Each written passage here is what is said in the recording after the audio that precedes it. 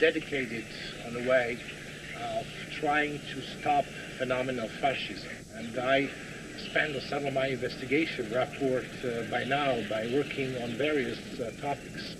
One of them was the Kurt Wilhelm topics, which took 7 years of my life and very deep research in reality of World War II and cover-up of one of the biggest Nazi war criminals who also made a big career. Mind control programming also made my interest, and I am very delightful today, ladies and gentlemen, to present you the people, the victim of the program, Cathy O'Brien, who I'm enjoying today her hospitality in her sweet home in Tennessee, and Mark Phillips as the person who saved Cathy's life. And my very first question is to Cathy O'Brien to tell us a few words about when she gets involved in that Mk Ultar project and how old you were there when you started with that. I was born into a multi-generational incest-based family, and my father was sexually abusing me from as far back as I can remember, and he often bragged that he was substituting his penis for my mother's nipple while I was still an infant. And my father had created a dissociative identity disorder by his sexual abuse. Dissociative identity disorder used to be called multiple personality disorder, and it's defined as the mind-sane defense to trauma that's too horrible to comprehend. Even though I couldn't know that what my father was doing to me was wrong, nevertheless, the pain and suffocation that I suffered from his sexual abuse was horrific enough to create the multiple personality disorder. And it was the multiple personality disorder, dissociative identity disorder, as it's more aptly called now, is why I was a chosen one or a prime candidate for the government CIA Mk Ultar mind control project. My compartmentalization of memory was something that they were very much interested in. And by the time I was 6 years old, my father had been using me in child pornography and was caught sending this child pornography through the U.S. mails. When this happened, he was approached by the head of the local Michigan mafia, who was also heavily involved in Michigan politics and U.S. politics, Gerald Ford, the same Gerald Ford that went on to become president of the United States. Gerald Ford came to my father and offered him immunity from prosecution if he would sell me into the project. My father thought it was a wonderful idea. He felt like the government sanctioned his child abuse, and he went ahead and sold me into the CIA's mind control project. Tell me something. I was talking with various people about Gerald Ford, and then I was discussing with various people on that topic. What is your, if you will say, proves that Gerald Ford could be involved in child pornography and being a member of organized crime? Is there any significant proof that you know of or you can recall of? Because you was following his career, you met him in even your 20s, and when you was 30 even, Gerald Ford. How do you know about his career of being so? Gerald Ford, if I might introduce this in, Gerald Ford has got a reputation among members of law enforcement, Park Service, even we understand persons who have contributed information from Secret Service and the Treasury Department have all made comments to certain members of Congress with regards to Gerald Ford's activities and his proclivity to some really strange and bizarre sexual habits. It's been well known throughout the elite inner social circles in Washington, D.C. and about that Gerald Ford has been involved with organized crime since his very beginnings in politics. You know, his wife, Betty Ford, became a chronic drug and alcohol abuser. And as a matter of fact, he capitalized on that by opening up what is known as the Betty Ford Center in Palm Springs, which supposedly and does treat alcohol and drug addictions. in the stars and the elite social persons, both in the United States and abroad. But Gerald Ford's reputation, although not established certainly by Cathy with photographs of him with children or adults or anyone else, his reputation is extraordinarily well documented and well known by a lot of politicians and certainly law enforcement that has come forward with supporting documentation. When you're talking about supporting documentation, are we able to get some information on that or to get some copies of that? We have verbal support from certain members of the federal law enforcement agencies, like, and I'm saying like, not that, but like the FBI, who have agreed in part to testify before Congress if we are able to get a legitimate investigation into Cathy O'Brien's claims. Now, there is an FBI officer by the name, formerly an FBI officer who was head of the office in Los Angeles, California, the FBI's office there. His name is Ted Gunderson. Ted Gunderson has discussed Gerald Ford's reputation and some medical reports that Ted Gunderson is familiar with from clients who have reported being abused by Gerald Ford. So Ted Gunderson is outspoken, he is retired, and he is one of the very few that is able to talk about this at this time. So obviously I will be able to get in. I know Ted Gunderson very well, and Sure. I met him a few occasions, and I will be able to get some more information on that topic. Yeah, But hard proofs are very hard to come by when it concerns a former or president of the United States. It's very difficult to come by hard proofs because as quickly as you display them, they're taken away from you for reasons of national security. So hence the reason that we are unable to provide for your viewing audience hard evidences, because we are using those hard evidences that we have acquired in hopes that we can present them to Congress and have something done very formally on this. Come back to Cathy, to you. You was mentioning that Gerald Ford went to your home and he introduced himself. Was he there in the capacity of how you said member of organized crime, dealing with pornography, and how he get in that time in contact with such sophisticated CIA operations like mind control? Well, my Or it was father, his private business before to be an organized crime? it had been his business for some time, which is how my father was doing the child pornography during my earliest years. But my mother was also multi-generational incest-based. She suffered from dissociative identity disorder, from child sexual abuse. And her brother, my Uncle Bob Tanis, also of the Muskegon, Michigan area, was very much a part of this abuse, and he was definitely a connection between my father and Gerald Ford. My Uncle Bob Tanis was U.S. Air Force intelligence and also claimed to be working for the intelligence arm of the Catholic Vatican, which is the Jesuits. So in other words, we'll be getting some information from that aspect of the. So Mark, why the child abused people? I mean, children like Cathy, were the objects for such mind control, and how you as an expert could describe that?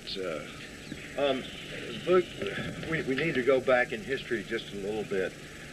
In the 30s, Adolf Hitler was researching two methods for obtaining control of the world. First of all, through nuclear devices, which would, in essence, destroy the victory of his spoils of victory, and also through mind control. And what Adolf Hitler had discovered was that the children of Northern European witchcraft-based families that were involved in Satanism and other forms of blood trauma, ritualistic type abuse, very commonly found in Catholicism and some other types of Christian belief systems. He found that there was an interesting phenomena that was occurring with the children. The children that had been abused literally since birth had developed some extraordinary senses visually. They had 44 times visual acuity improvement. In other words, they could see practically in the back of their head. He could envision using that one thing alone for his special SS forces. In addition to that, he also found out that these children had developed photographic memories, and along with a host of other psychological as well as psychiatric changes that seem to occur when people are exposed to horrific abuse.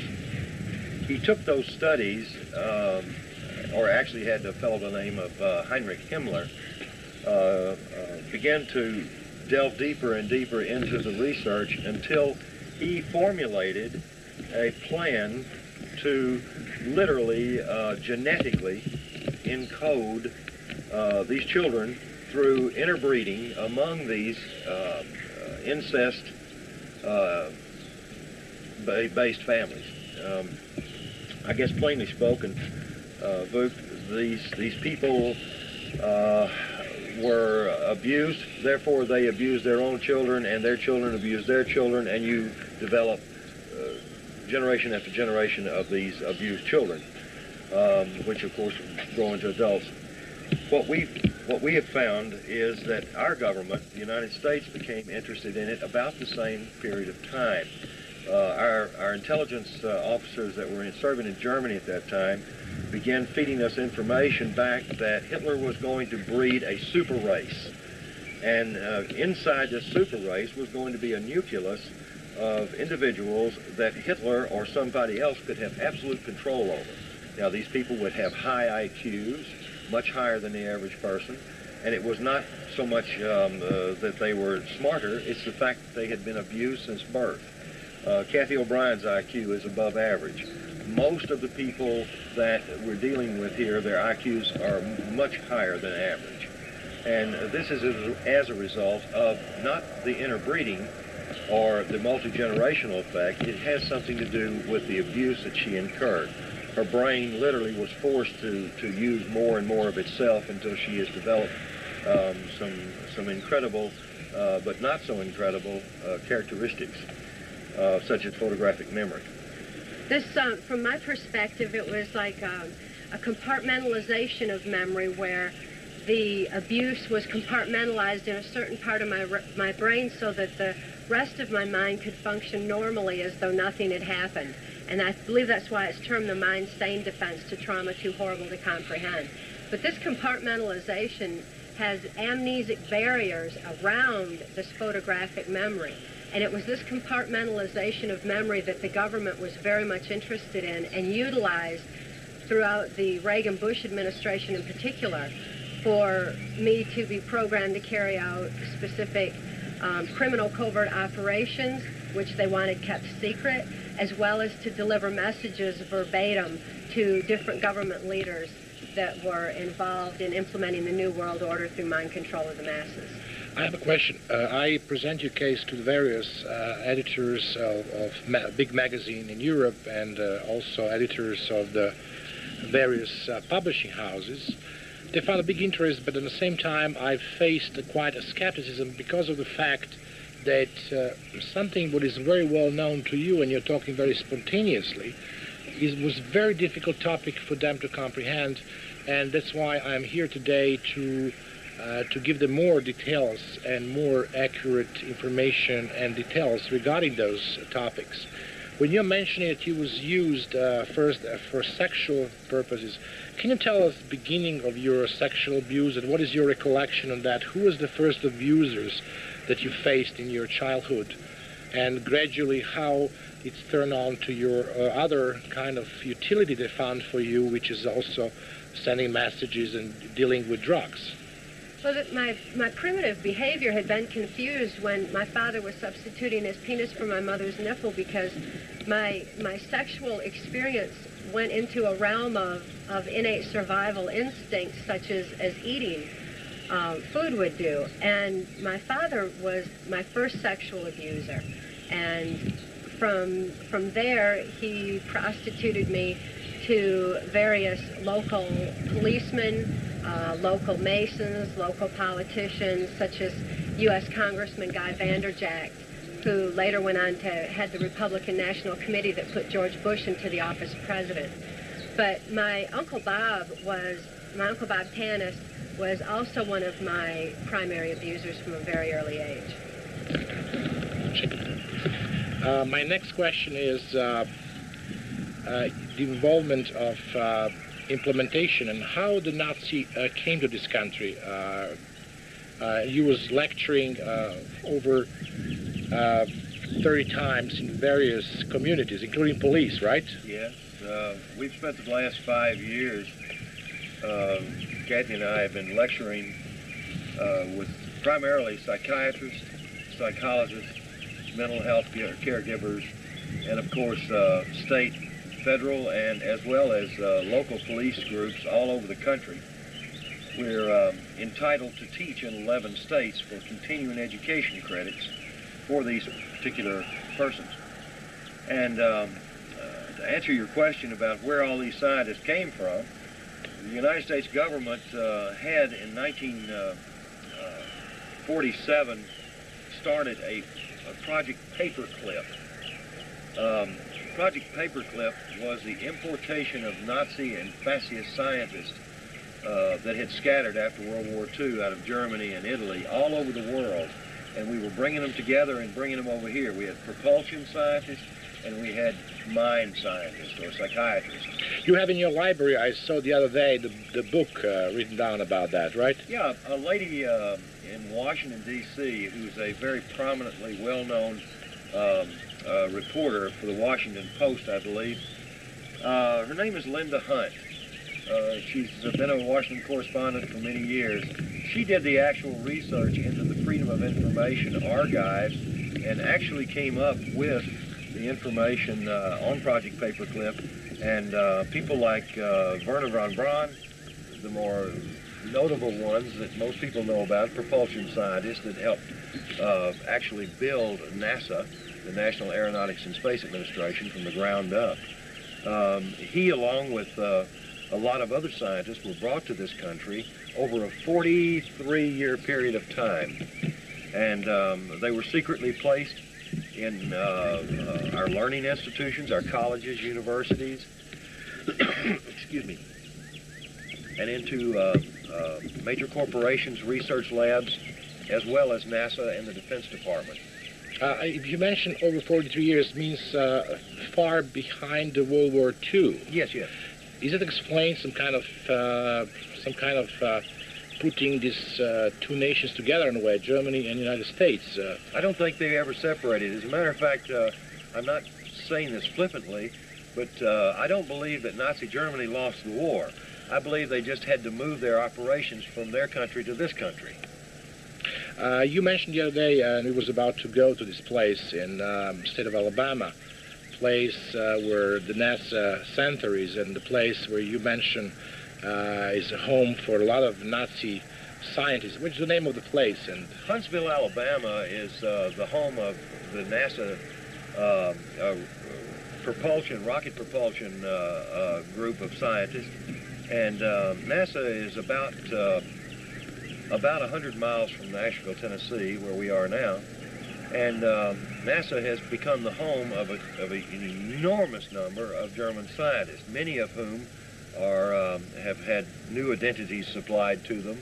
They've had complete changes done in their histories so that they cannot be found as to who they actually were. Well, most of those scientists that were involved in mind control and rocket propulsion during the 40s and 30s under Hitler's regime are now either dead or they're retired. They're old, very, very old.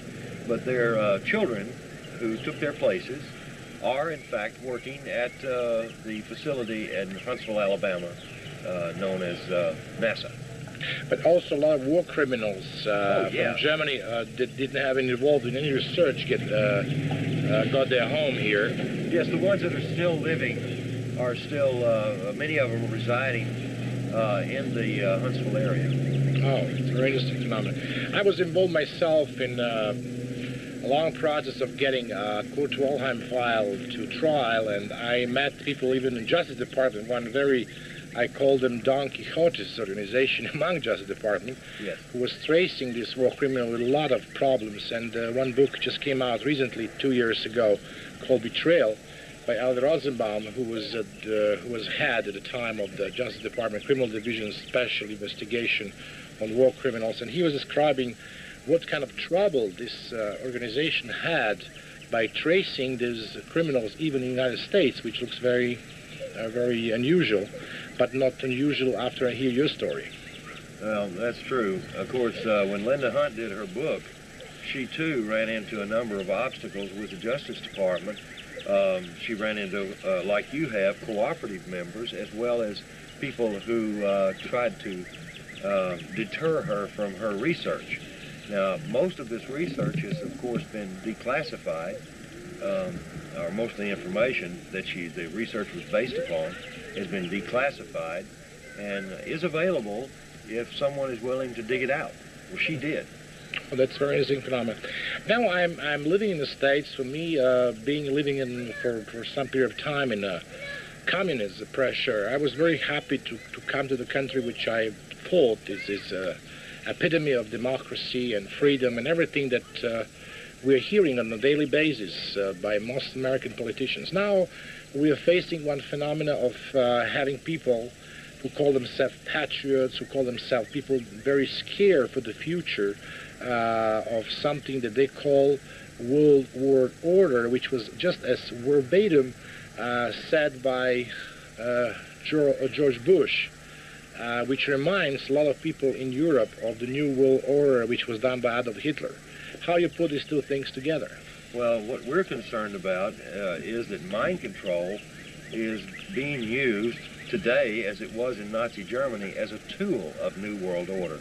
You know, Adolf Hitler was really the second person in history to mention the fact that he thought that the only way that this globe or humanity would survive itself would be through a one world order, a singular government headed by a singular person. Well, Adolf Hitler wanted to ensure that that singular person be in absolute control. So he thought that by having human beings, that he could totally manipulate their minds externally. In other words, his puppets, or the people like Cathy O'Brien, people who had been conditioned from birth and trained from birth to accept orders and to act on those orders without any social conscience. These are the ones that Adolf Hitler envisioned would be his puppets of control for the world. Well, the first person, I might add, was Nero in Rome, and Adolf Hitler was second. George Bush was the third person in history to stand before society and say the words New World Order. But mind control, Vuk, is only a tool. It's just simply a tool and an indicator, a social indicator, of what all of us can expect in the not too distant future, unless this information is released to the public where it belongs. Cathy, you mentioned in your part of the book, which was very interesting for various people that I was introducing your book to, your knowledge, because you was a person inside. And I will ask you something that people don't have in your book, because you're not a professional writer, and this is maybe your first book that you're writing, and I hope not the last one. Can you give us some more accurate details about your knowledge of people that claim to be World War Order? You met a lot of people. You was in the White House. You was in various military bases. Can you tell us some more information how you can determine those people that claim themselves to be a member of that order? There was an organization that was referred to as the Order of the Rose, and this was an elite group that was at the very top of what I was aware of for the implementation of the New World Order through mind control of the masses. Should you not mention the United Nations just recently adopted the rose as their official flower? This Order of the Rose, by everything I know, was attached to the United Nations. George Bush, of course, began with the United Nations. He continued his work in the United Nations through his good friend and associate Madeleine Albright. Madeleine Albright is now our UN ambassador, or not our UN, but the United States' UN ambassador. And this Order of the Rose was not so much another organization like we hear about, like the Illuminati or the Masons or something like that, but instead was used as an indicator to each other amongst those at the top that they were involved in implementing the New World Order through mind control of the masses. George Bush was involved in the Order of the Rose, and Bill Clinton was involved in the Order of the Rose. What is your personal contact and contents to that topic? You met with people personally. You saw them wearing various symbols, which remind people of that rose colors and everything else. Yes, they would wear a rose as an indicator to each other that they were a part of the Order of the Rose. And when it's happened and how you describe that? When you saw that particular phenomenon? For example, at the White House, I was at a White House cocktail party during the Reagan administration. And do you remember the year and the members, anything, like month and something like that? It was, I believe, 1985 to 86. And at that time, the Prime Minister of Canada, Brian Mulroney, was brought to the White House. He was being honored at this particular cocktail party. He wore the rosebud on his lapel to indicate that he was a part of this Order of the Rose. You saw him, you personally, at that party? It Yes, was some kind of a closed party, closed society, without presence of the journalists, I believe, right? I'm not aware of any journalists that were there. There were quite a few people that were at this particular cocktail party. Not all of them wore roses. The ones that did certainly indicated to me, since I knew, that they were part of this Order of the Rose. Who was there on this party? Who was George the Bush, Madeleine Albright, and Ronald Reagan, Senator Byrd, to name a few. One interesting thing, there was a presidential helicopter that crashed in the state of Maryland in 1993, I believe in June of 1993. That was a helicopter that Bush used with some frequency. And one of the odd things about it was, instead of having the presidential crest embroidered into the seats, it had a rose. Now, Cathy O'Brien had reported a rose that was embroidered into the leather seats of a helicopter in 1990 to the FBI when she gave her testimony. But it wasn't until 1993 that we actually got corroboration of that through a news report when a presidential helicopter actually crashed with, of course, no one in it of any importance as far as politically goes. But nevertheless, the helicopter did crash, and photographs of the seats were taken. So the photographs available? Yes, in that respect? yes. Yes, sir, and the rose indicator was, that I saw in George Bush's helicopter was black. This black rose was an indication of death. The red rose was an indication that I would be used in sexual mode for prostitution purposes. The white rose was an indicator that messages were being delivered.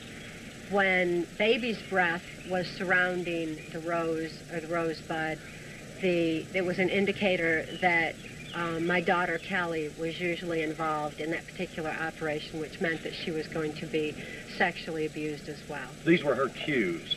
These were visual cues that the person delivering them would be privy to, Vuk, but no one else.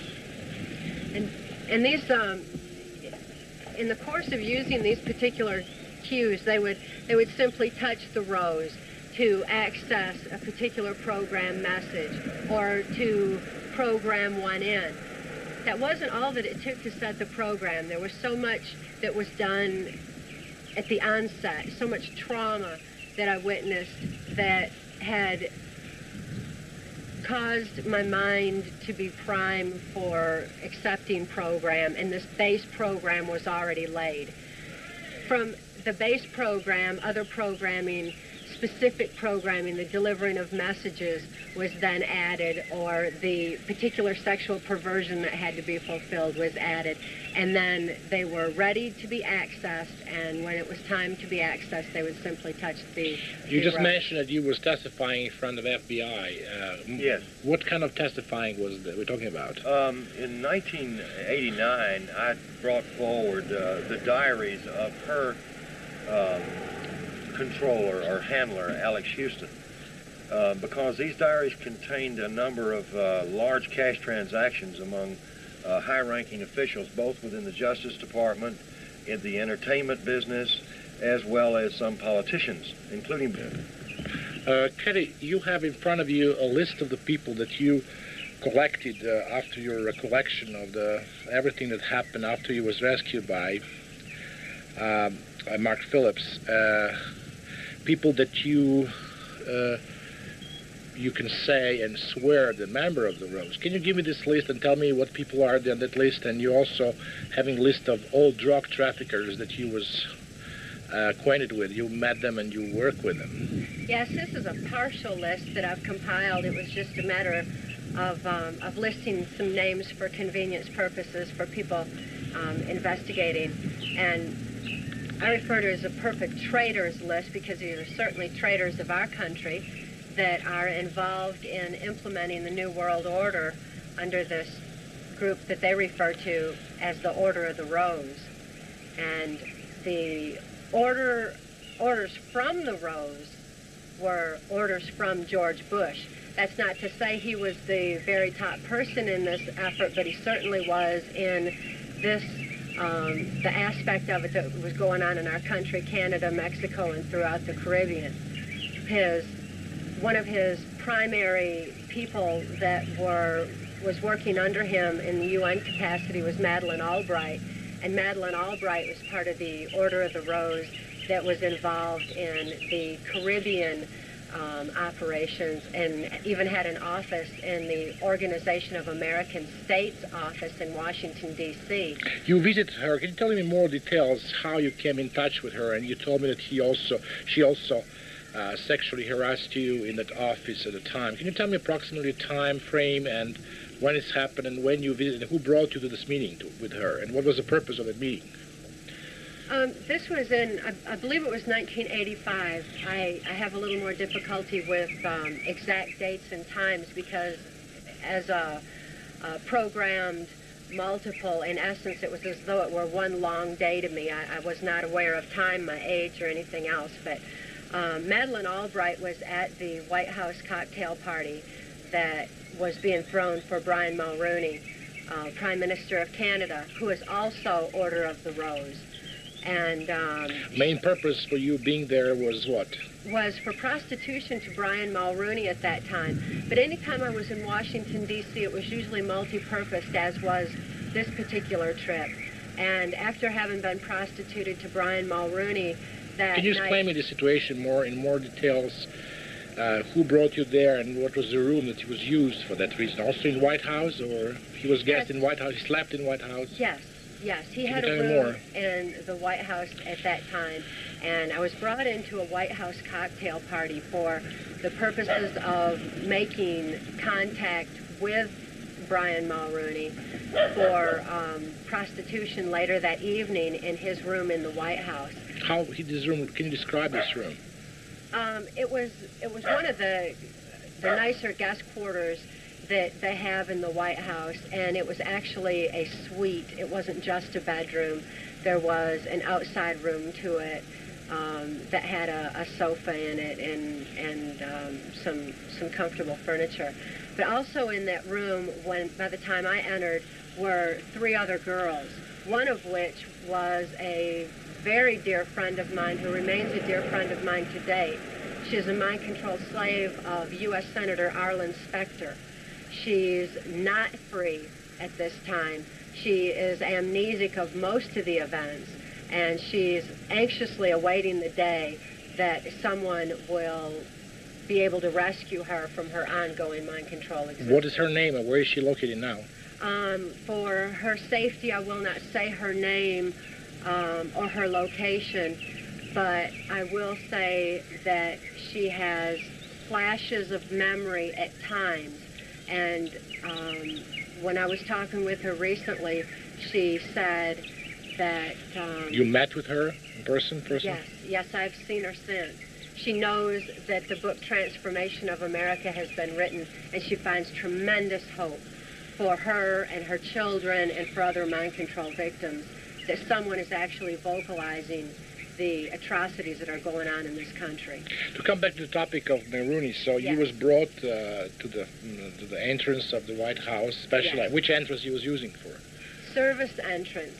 And to exemplify how the mind control slaves' subconscious is so literal, my escort, Secret Service escort, stopped outside the door and pointed out the sign that said service entrance on it to me and enunciated it quite differently so that I understood it to read, serve us in trance. And the service entrance was very often how I was brought into the White House. He took me inside and up to the room that was being used for a cocktail party. Well, actually, it's a series of rooms. It's all interconnected where you walk from one right on into It was the during other. the Reagan administration, right? Yes. President Reagan. Reagan was president at the time, and... Mrs. Reagan was not there, or she was there? Not that I saw. She wasn't... I never had any association with her, and didn't see her around at all. So who brought you there? I mean, just Secret Service, but who was your mind control operator at the time? At the time, my handler was Alex Houston. Alex Houston was the one who was part of the country music industry, which was the cover for our travels that brought me wherever I was ordered to go. U.S. Senator Robert C. Byrd was my owner. And as my owner, Senator Byrd directed my activities. He's the one who told Alex Houston to have me in specific places at designated times. And on this occasion, it was Senator Byrd who ordered that Alex Houston bring me to the White House. And also, because I had other business in Washington that I would have to be tending and mind control programmed for at that particular time. So Alex Houston had brought me to Washington and left me off with the Secret Service, who escorted me into the White House and to the rooms, the series of rooms where this particular cocktail party for Brian Mulrooney was. So there was you spent all night in bed with him and having intercourse with him, or? Not all night, just until he was sexually gratified, and then I left from there and was with Senator Byrd, as was so often the case. What do you mean by you was with him after you slept with him as well? Yes, very often there were a series of men that I would have to sleep with have sex with in one particular night. But as a sex slave, there was no personal interaction, there was no conversation, there was no keeping me around for any purposes. I was simply there for sexual gratification purposes. And that was the case on this night. As I was going through this cocktail party, George Bush and Madeleine Albright were also present. And George Bush signaled me to come over to he and Madeleine Albright and talk.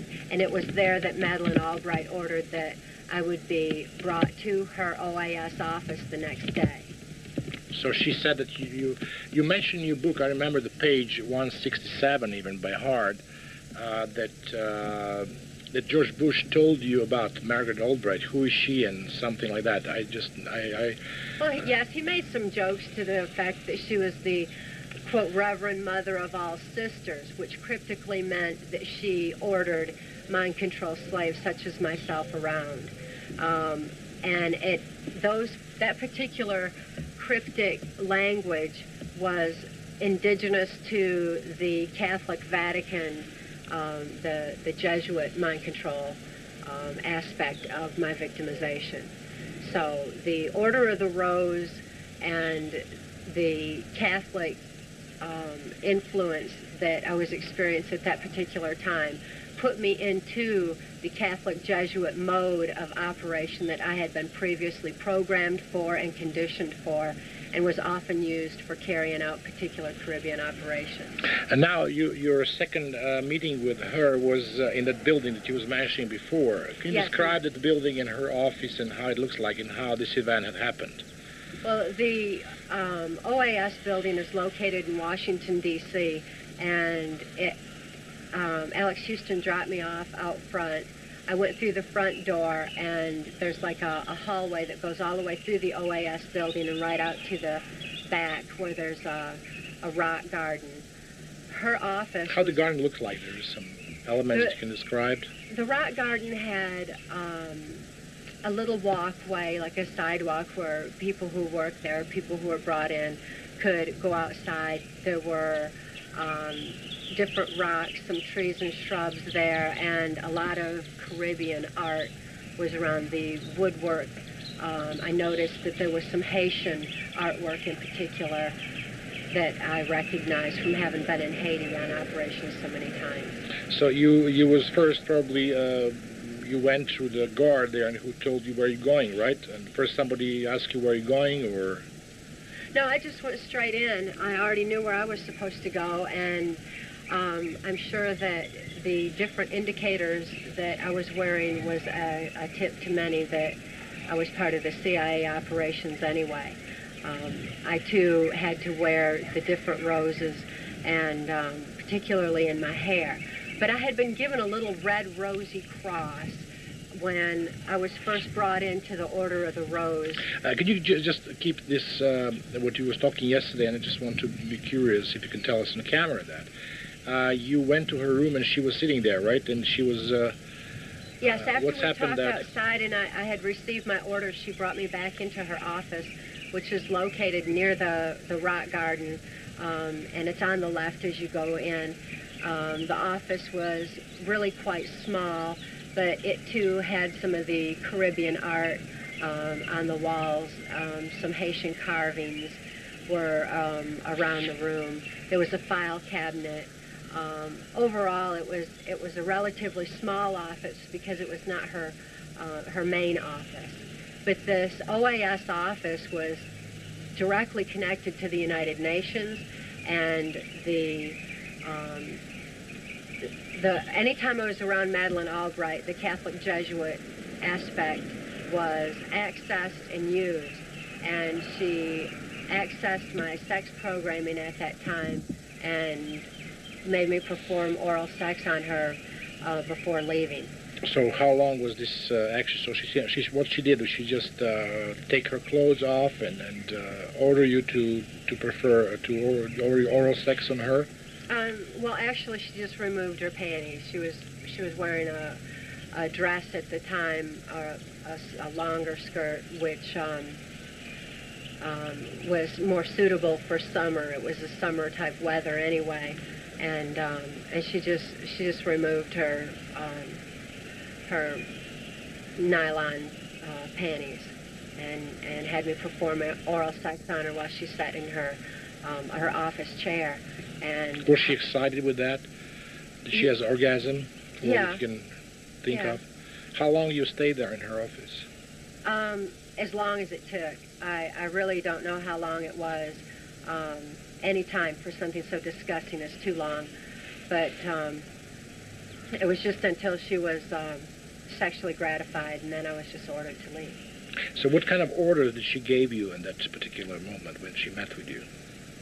Well, she just accessed the sex program part, the same part like Hillary Clinton would use, and that was done through the sister references, particularly a twin sister reference where the sex programming had actually already been instilled, and the removal of her panties and with her spreading her legs and giving me orders was was really all it took. So in other words, you was completely automatic. So you was just because of your mind control and your robotic behavior in the time. Totally robotic. And I had no ability to do anything other than what I was instructed or what I had been previously trained to do. And she was well aware of the fact that I was programmed and trained. She was aware of the fact that I was used in pornography with Larry Flint's Hustler magazine. Okay, you have some magazine where you can see the photographs of you on that magazine. Those are available. They're available on the Larry Flint's and Enterprise and Hustler magazine. Okay, what I would like to ask you, this question that we were starting this programming, this particular segment was about your knowledge of other members of the Order of the Rose. That you can, did you give any testimony to any organization like FBI, anything regarding that Order of the Rose? No organization like that. As a matter of fact, there are certain factions, criminal factions of the government that are involved in this. There's certain factions of CIA and certain factions of FBI, much lesser on the FBI. This was very high up in government. This is government officials such as Mexican President Miguel de la Madrid, who was president during the Reagan administration, Salinas, who was vice president and later went on to be president of Mexico. You met him personally? Yes. Did also perform your sexual... With De La Madrid. De La Madrid, not with Salinas. Several times with De La Madrid, yes. Where, in Mexico or in... In Mexico. In Mexico. And other people involved were like Bill Clinton. In 1984, I had occasion to be at the CIA Near-Death Trauma Center compound in Lampe, Missouri. And Bill Clinton and George Bush were there together. Mm-hmm. To some people in this country, it seems odd that a Republican and a Democrat would be together. But in fact, their agendas were exactly the same. Their agendas didn't even have to do with the Democratic-Republican parties, did not have to do with the best interests of the United States. Their interests were this new world order. They both had exactly the same goal and the same agenda. At that time, they were conversing to that effect, and Bush said that when the American people became disillusioned with the Republican Party, that Bill Clinton, as a Democrat, would be brought into the presidency to finish carrying out this New World Order plan.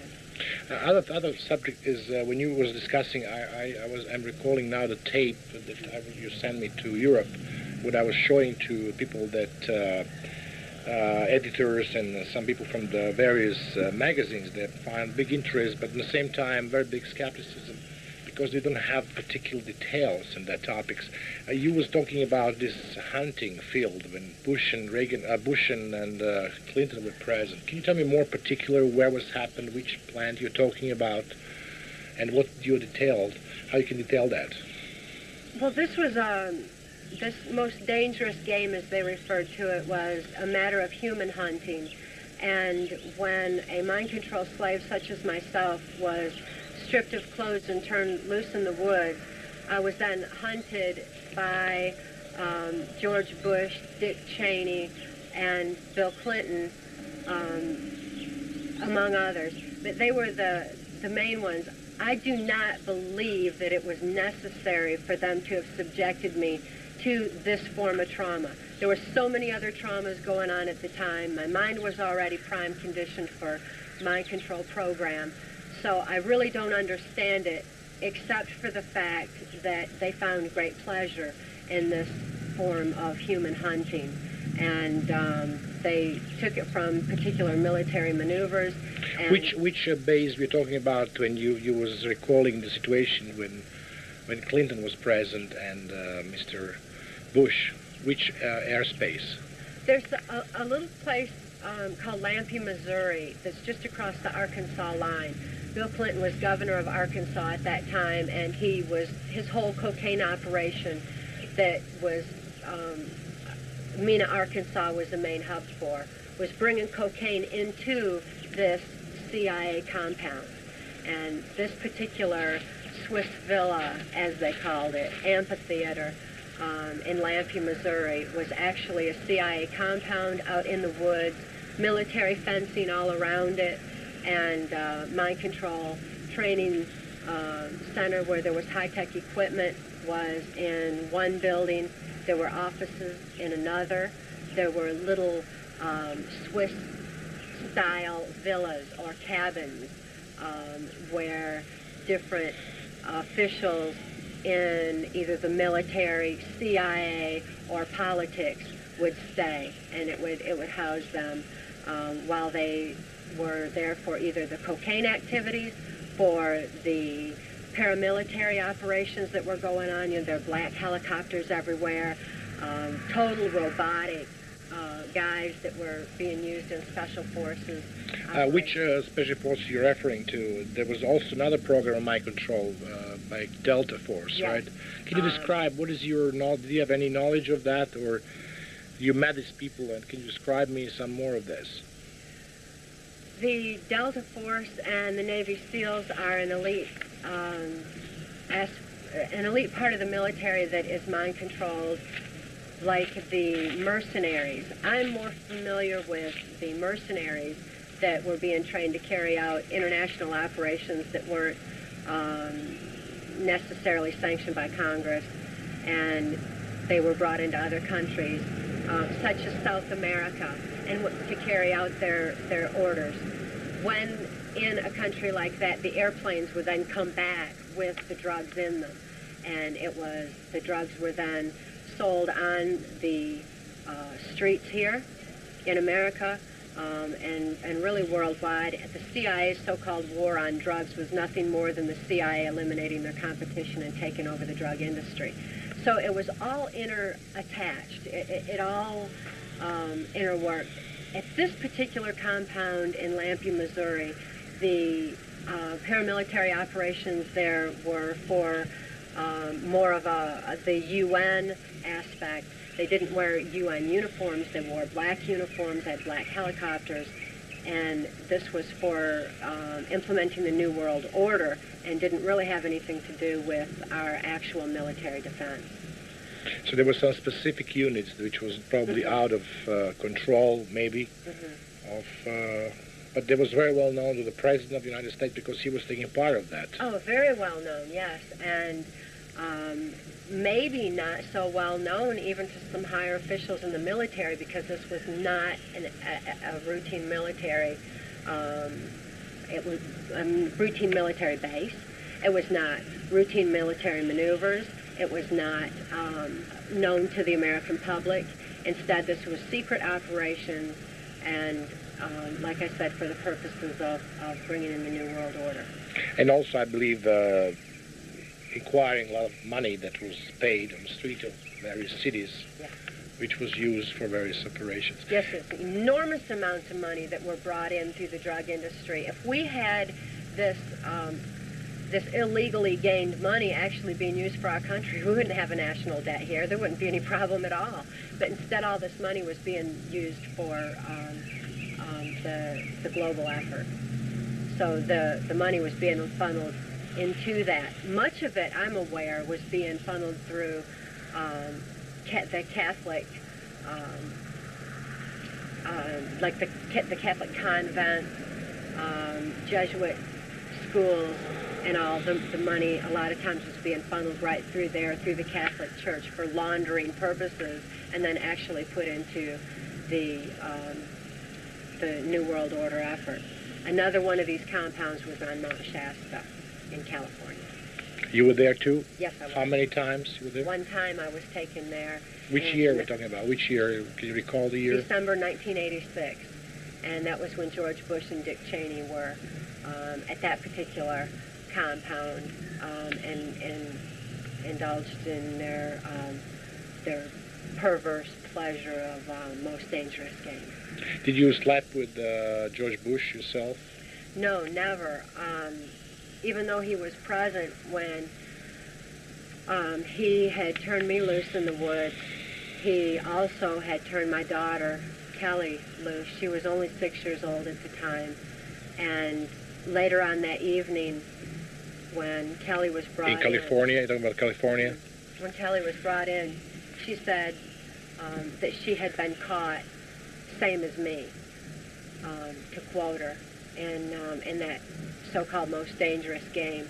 That was to make her feel responsible for the sexual abuse that followed, and it was to make me feel responsible for it, because had we not been caught, then we wouldn't have had to have endured the sexual abuse that followed. George Bush sexually assaulted my daughter, and Dick Cheney sexually assaulted me. So now, can you recall who brought you to this Californian-based, and can you give more details on that topic, where you was brought, how this compound looks like, and everything else, which will help us more to understand and comprehend the situation, which was probably very shocking when I was presenting it to the various media organizations in Europe. Well, Alex Houston was making a trip across the country to California at that particular time. In California, in December of that year, during the Christmas break, is when Ronald Reagan came in, De La Madrid came in from Mexico, and it was all part of the groundwork for what's known as NAFTA, the North American Free Trade Agreement, which this particular groundwork was actually the opening of the Juarez, Texas, Mexican border to the free flow, free trade of cocaine and heroin into this country. So, but I believe also in the economy, other economy, yes. Not exactly the campaign. Yes. So that was really the primary purpose for making this trip across country to California. And en route, we stopped in the Lake Shasta area. Who was with you? Alex Houston, Kelly, and I were traveling by motorhome across country. And we stopped at Merle Haggard's. Did you have a cocaine on your Yes. home? Yes. And you saw Houston delivering cocaine to various people? Oh yeah. More often, I was the one who actually had to make the cocaine deals or load it out, because I was the slave. Why should he have to carry it, is the way he thought. So I was usually the one that carried those large amounts of cocaine to the different warehouses, facilities, and all where the cocaine was dropped off. Can you recall to whom you delivered the cocaine at the time, just for curiosity reasons? Oh, many, many times the cocaine was brought to a CIA drug drop, as it was referred, in the state of Kentucky. It was Diamond Tavern's resort where the cocaine was brought in. Another place was at an abandoned amusement park in Ohio, where the cocaine was dropped off. There was usually large quantities of cocaine involved in those kind of deals. Aside from that, it was just minor, hand distribution to different people in the country music industry or different politicians. Did you have him paying you on the spot, this kind of money, or you never saw money, or how it was done? On the larger deals, there was not money exchanged. A lot of times there were bank transactions that had occurred that I had been programmed to deliver the specifics on the larger deals. On the smaller deals, there was some money that was made at that time. Now, Mike, we have now some. One of the reasons I came here was very much to dig out some more evidence on various aspects of the story, which was very, very shocking for most Europeans. I said maybe Americans living here and being faced with the situation on a daily basis in one way or another, even that we can say that most Americans are not familiar with this back scenes happening on a daily basis in this country.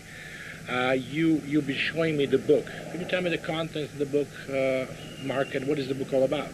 Well, yeah, Rebecca, first of all, I'll tell you where the book came from. Alex Houston was Cathy O'Brien's handler for the CIA. He's a CIA operative, drug runner, pedophile, money launderer, as well as slave runner. And even though he did not orchestrate Cathy O'Brien's activities for the most part, he was responsible for making sure that she was in certain places at certain times. As you all have discussed earlier, I'm sure, there are codes, keys, and triggers that are necessary for someone to know in order to access, very much like getting into a computer program, in order to access the mind of one of these programmed individuals, such as Cathy was, you need to know the codes, keys, and triggers.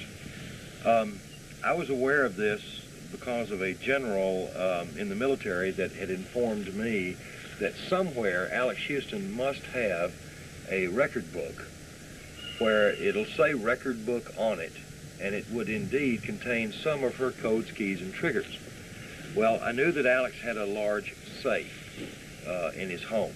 Very, very old, but extremely large professional bank type safe. And that I knew too that Cathy O'Brien had a photographic memory, so that if she had ever seen the combination even once, it would be recorded in her mind. But unfortunately, I was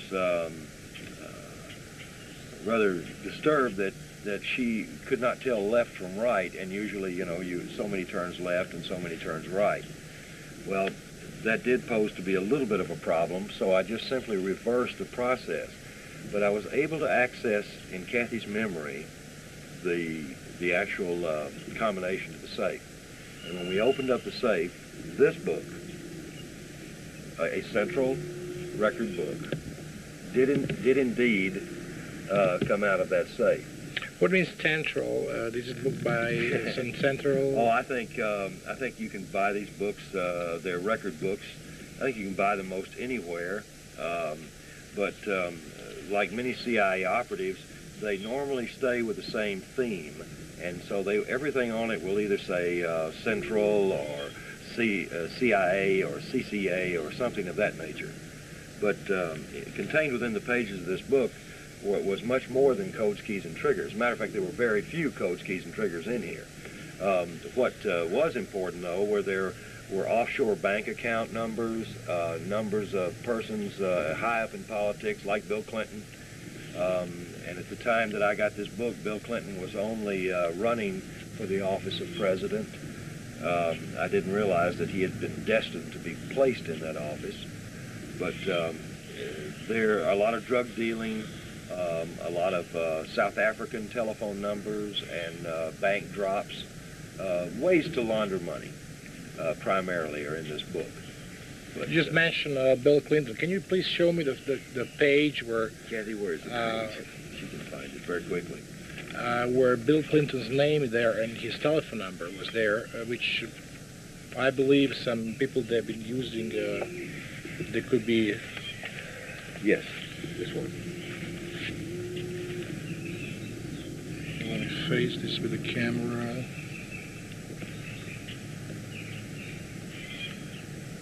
Bill Clinton. And if I could recall the number, 859 through the lens on my camera, 6641. Correct. That's correct. Was it number in his country home? Yes, in Little Rock, Arkansas. Mm-hmm. So what is it down on the top? Let me give it again because I just want to show my viewers. There was some... It says prospective dealers, and actually what that meant in code is the fact that Bill Clinton was not a dealer, but a consumer of cocaine. So, Cathy, you can recall, and I believe you testified on some occasions on Bill Clinton's using cocaine. You testified that you brought him the cocaine. And can you describe me this time and time frame and what was happened? 1978 was the first time that I delivered cocaine into the state of Arkansas at Mena Airport. With whom you was there at the time? With whom you was there? My first mind control handler, which was Wayne Cox. Wayne Cox. The man who as a child with you, was chosen to be your father of your child. Is that correct? Yes, yes, and he was also involved in the mercenary operations that were under the direction of Louisiana Senator J. Bennett Johnston. And these mercenaries, as I was saying, would go to South America or wherever. The officers of the army and bring back the planes would bring back the drugs.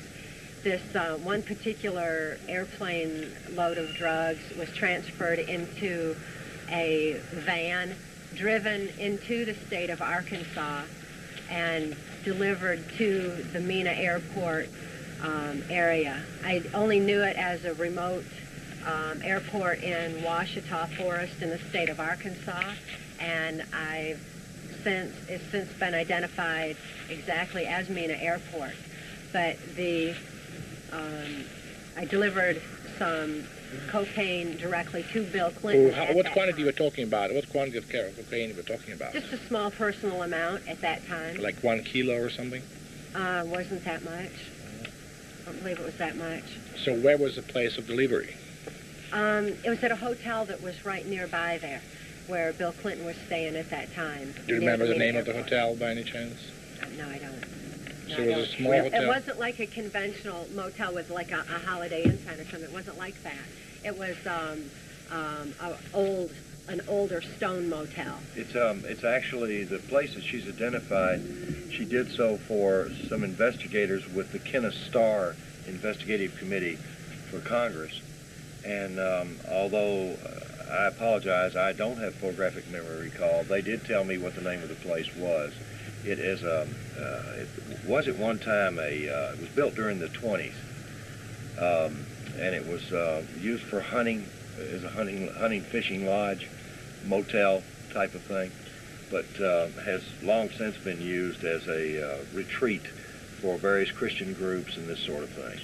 But yes, it's in existence, and it's there in the Ouachita Forest. We'll be able to recall this hotel when you'll be able to see this hotel now.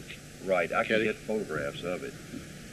Now to come back to this topic, you brought there, you came in his room, right? He was there? Yes, Bill Clinton was governor of Arkansas at that time. He was for a very brief period of time. Then later he became governor for an extended period. How the situation was looking like? You brought him this cocaine to his room, right? Yes. Or... Yes, along with a message from J. Bennett Johnston, because this was from Johnston's personal stash of cocaine that he was sharing with Clinton, because it was supposedly extra good cocaine. Bill Clinton snorted 2 lines of it then, and did... He did in front of you? He opened the package? Yes, and told me to tell his friend Ben, as he referred to him, that the cocaine was excellent, so it was real good. So I did. That was the first time I witnessed him using cocaine, and I did have occasion to see him using it throughout the Reagan Bush administration.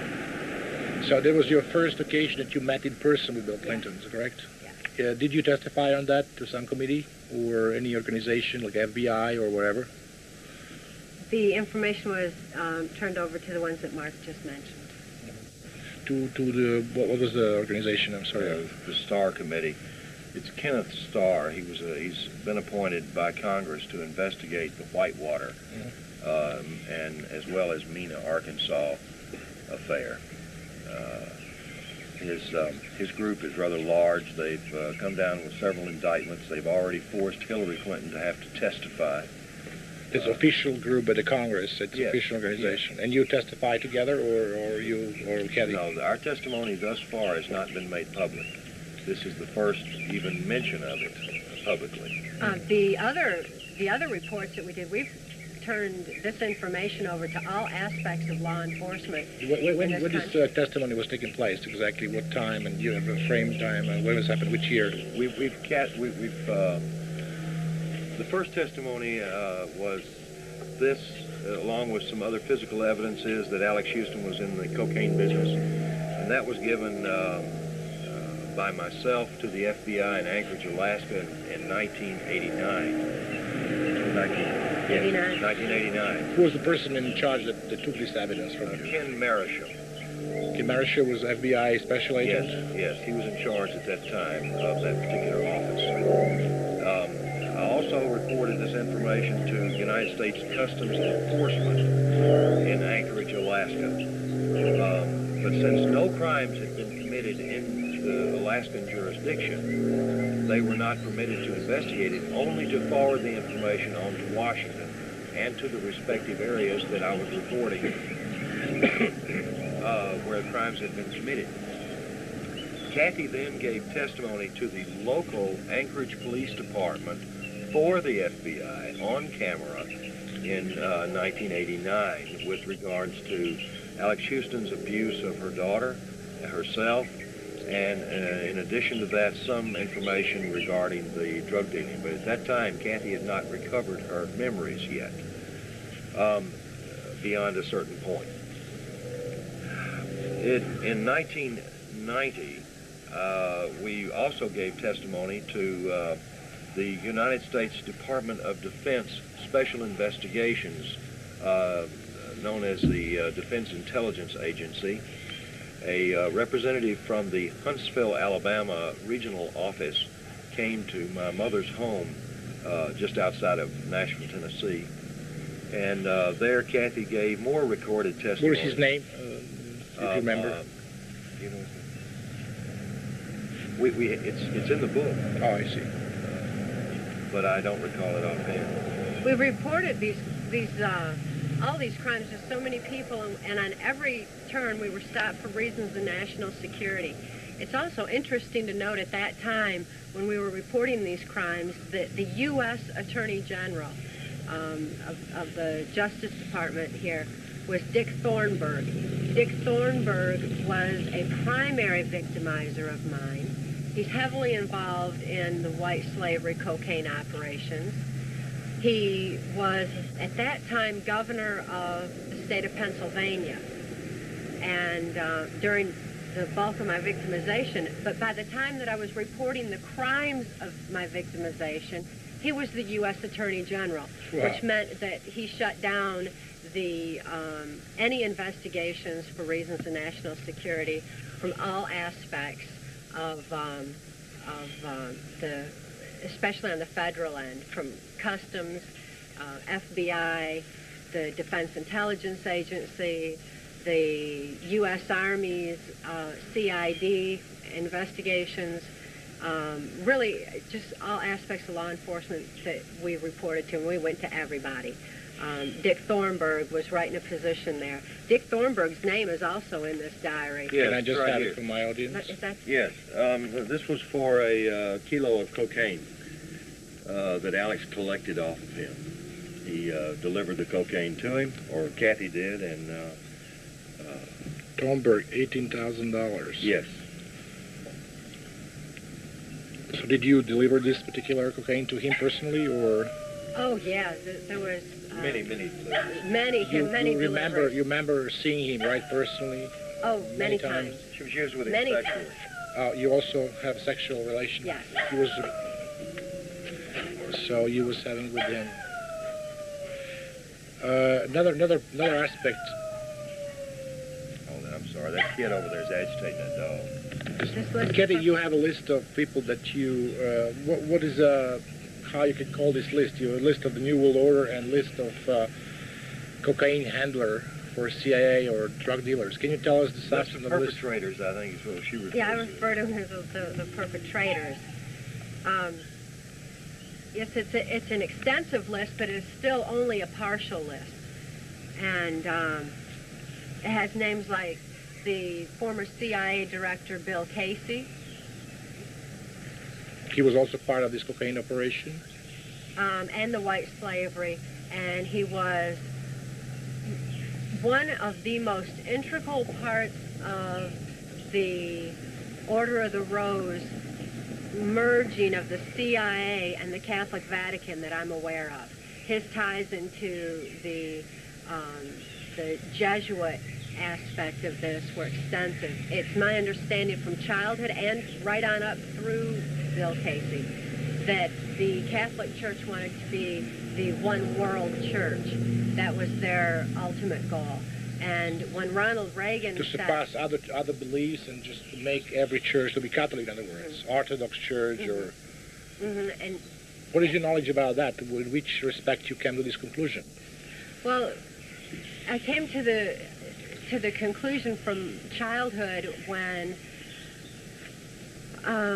the former governor of Michigan, George Romney, and then Prime Minister of Canada, Pierre Trudeau, were talking. Pierre Trudeau was Catholic Jesuit, and they were discussing the emergence of information back then from what the information that the Catholic Vatican had on the effects of trauma on the human mind that was supposedly stored in the Catholic Vatican. That was the first introduction to that. Bill Casey was right on up through the Reagan administration, so often I heard of this merging and how the Catholic Church would be the one world church. Ronald Reagan told Brian Mulroney at that cocktail party at the White House that we were discussing earlier, that he believed that the only way to world peace was through mind control of the masses. When he stated this, it was also a play on words, the play on the word masses. They believed that people could be manipulated through the church, because if the church leaders were delivering this, the orders under this New World Order, then the people would interpret it as information from God and supposedly do exactly what they were told to do. So it was mind manipulation in that regard, but mind control of the masses was also in reference to the populace as a whole. So it was more or less a play on words. Brian Mulroney was part of the Jesuit aspect of things, so to him it was quite humorous the way that Reagan... How many times that he was sexually abusing you? Or how times you was actually offered to him? How many? To Mulroney? To Mulroney on 2 occasions. He was not one of my primary abusers. Which occasions talking about? Which can you recall these occasions and the year frame or? The one that we discussed earlier at the White House, and another time on the Canadian side at Niagara Falls. And who brought you there to him the second time? Alex Houston. Again? Alex Houston. It was still traveling under the guise of the country music industry. That was our cover. That was our excuse for traveling throughout the United States, Mexico, the Caribbean, and Canada. And now, to come back to this list, you collected the names and people that you met during your time of your cover-up with drug business or drug trafficking.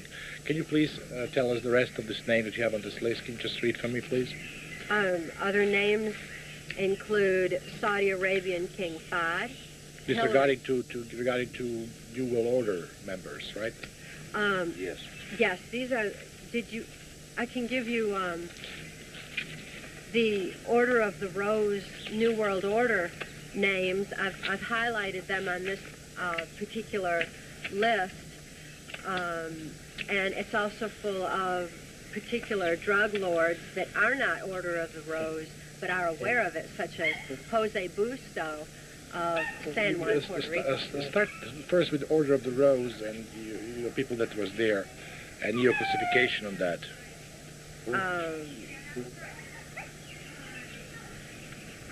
The U.S. diplomat Philip Habib, U.S. Army Lieutenant Colonel Michael Aquino, who was a primary programmer of mine, U.S. Congressman Guy Vanderjack,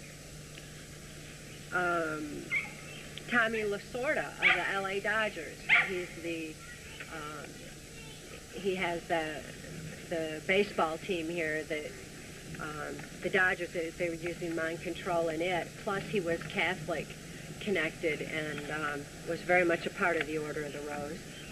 Former U.S. drug czar and Secretary of Education during the Reagan administration, Bill Bennett. Bill Bennett is very much a part of the Order of the Rose.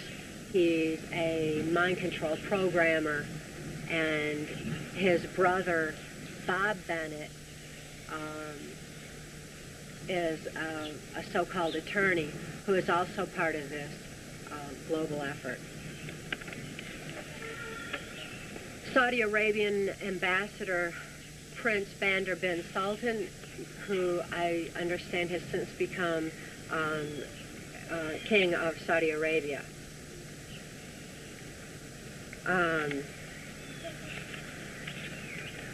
Former Tennessee Governor Lamar Alexander, George Bush Jr.,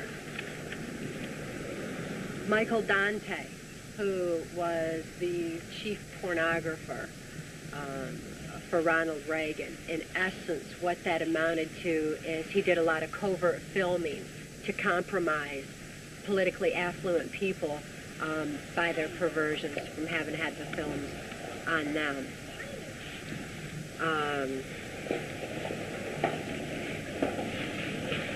Hank Cochran is a singer-songwriter in the country music industry in Nashville, Tennessee, who was one of the primary people in the CIA's cocaine operation. He's also aware of the Order of the Rose. This Order of the Rose group was a small group. It was an elite group at the very top, and it was mostly the world leaders. Aside from that, there were several people who were aware of it, but were not actually a part of it or privy to all that was going on there, such as our former Defense Secretary, Dick Cheney. He was not a member. Dick Cheney was not a member of the Order of the Rose. And not that I was aware of. He could have been, but it was not my experience to witness him being an actual part of it.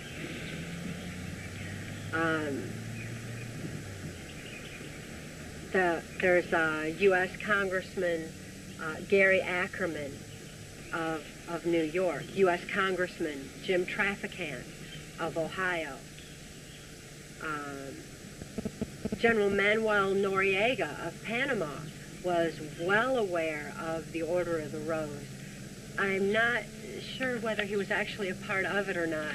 He was certainly a part of the CIA's drug operations during the Reagan-Bush administration that I was aware of. Did you met him personally? Yes, I have. Which occasion you met Noriega? The primary occasion that I met him was in December of 1987. And where was that? It was in Tampa, the Tampa area of Florida, which was real close to MacDill Air Force Base. It was actually just across the bay from MacDill Air Force Base, which is a very primary hub for the cocaine operations of the CIA. Also, who brought you to him, and how you can describe this meeting with him, and can you describe where you met him, and which it was hotel room or some other or base? No, actually, he had his ship out in that harbor area. He has this enormous yacht. I guess it's actually referred to as a yacht. I really don't know where the difference would come in between a ship and a yacht. His was so big. But there was an enormous party that was going on his yacht at that time. I was brought in for the purposes of delivering a message from Ronald Reagan pertaining to his blatant cocaine activities since Iran-Contra was in full swing at that time and was very scandalous in this country and had a lot of media coverage. The orders to Noriega at that time were for him to just, be quieter about the operations, to go underground with them, and to cease, the blatant activities that he was.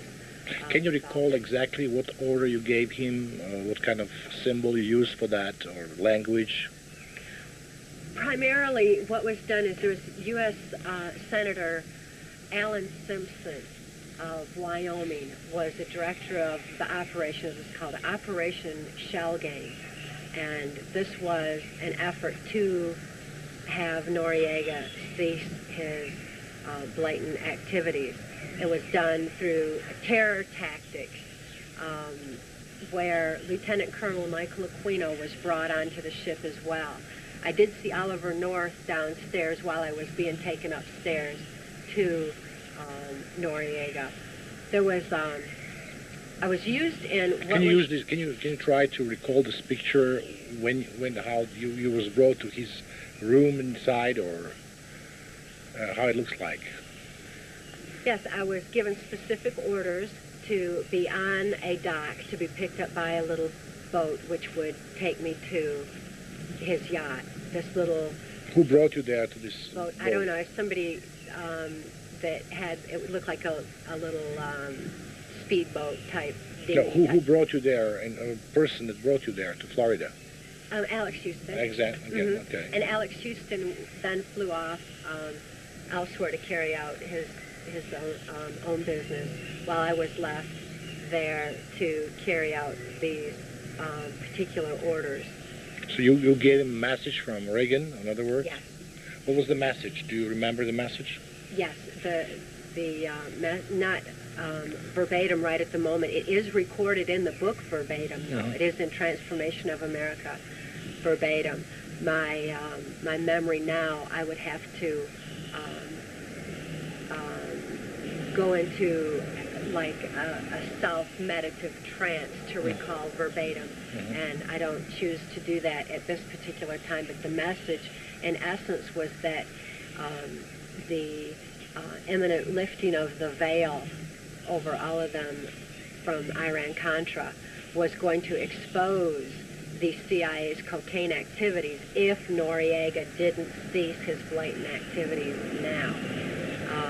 He was told that he would be covered, that he would be protected from any exposure unless he continued on the course that he was, and he chose, I guess he chose to So continue. you gave him this message personally, Yes. right? Per se, you stayed next to him in his chair or his No, room? what had happened was I was brought to his yacht. I was given a coded pass key, which was a shell that was swirled into the design of an eye. It's an actual shell that's found on the beaches in that area. Mm-hmm. I presented the shell. There's also the shell of what they referred to as a baby's ear. Mm-hmm. That was very traumatic, that was used to signal my involvement in this particular Operation Shellgate. That was my pass key onto the ship when I presented it. Once I was cleared the guards, and he had armed guards, Noriega had armed guards on his ship. Once I was cleared past them, I was escorted upstairs to what appears to be like a black smoke mirror windows of the very top floor, which is where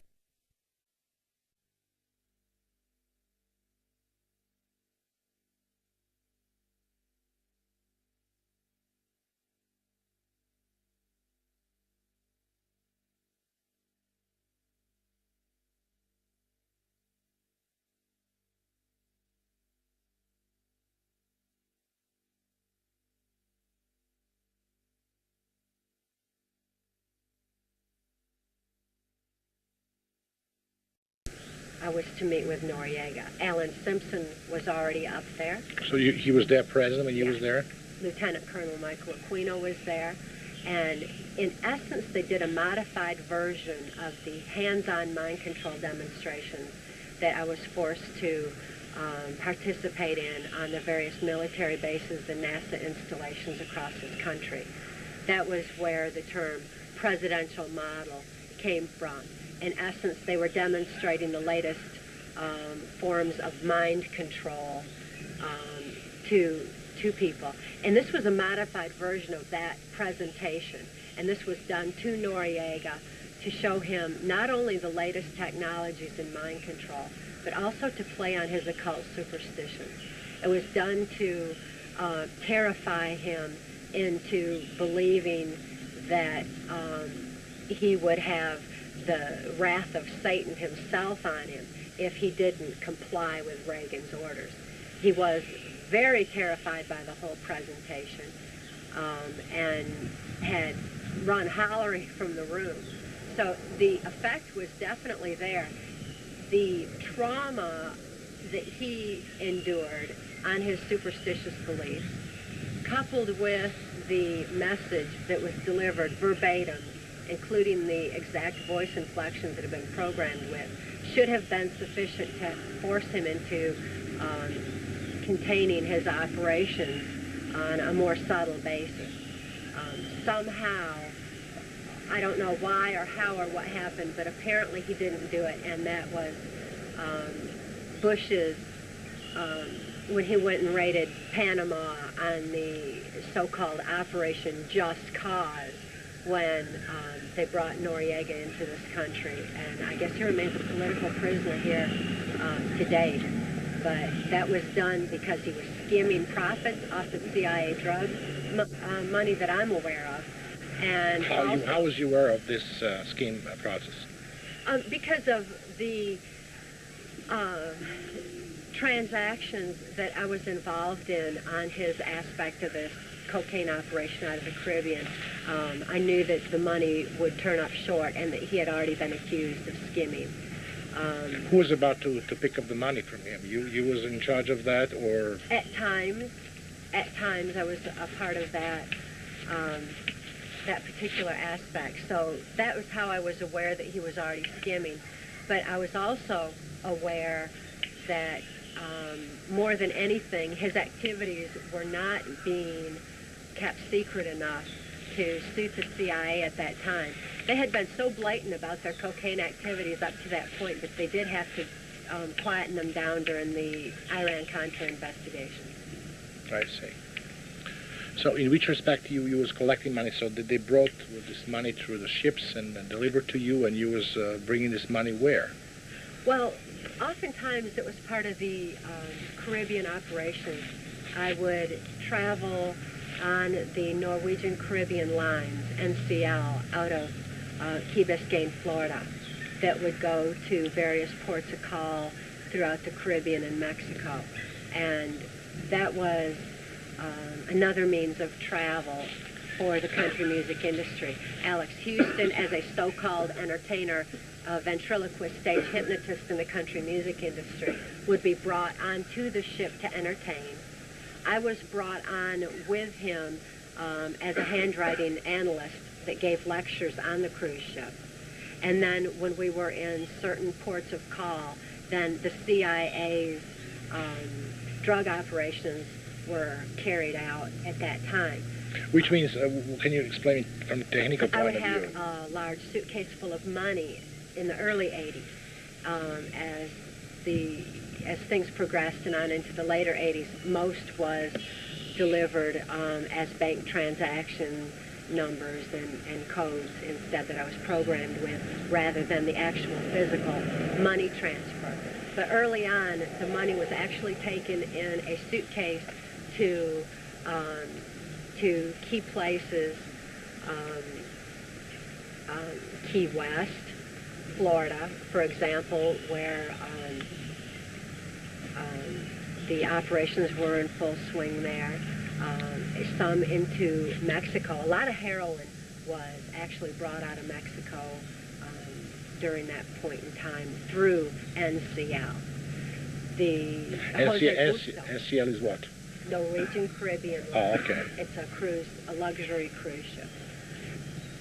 Jose Busto in San Juan, Puerto Rico, was a very integral part of the Caribbean operation and would clear the CIA involved people such as myself, where the legitimate immigrations or legitimate customs inspections were circumvented so that he could actually get the drugs taken off the ship through the cargo area instead, so that they would be undetected. There was cover-up for everybody was taking part of that. Very much. NCL was completely, totally involved in the drug operations at that time. Then the drugs were transferred onto the motorhome that Alex Houston and I had driven down to the cruise ship, while we were on our cruise. We would then take the money that had been... So you went with that particular vehicle to the ship inside, or you just take these drugs and all in this track? How you describe that? How you had the drugs in that motor vehicle, right? In that. The suitcase that carried the money was exchanged for suitcases full of drugs, or the drugs were sometimes transferred on in these big food storage bins of the cruise line. But once we arrived back in port in Florida, the drugs were then transferred to the motorhome. The motorhome had been specifically made where it had hollow walls for holding the drugs.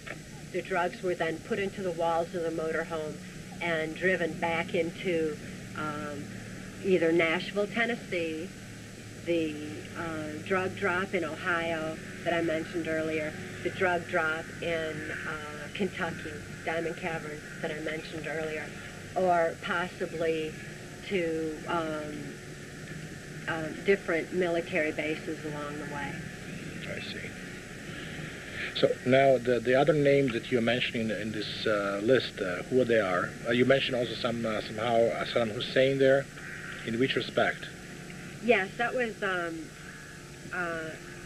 Saddam Hussein was mentioned, and that was more from being considered a stepping stone of the New World Order. He was considered expendable.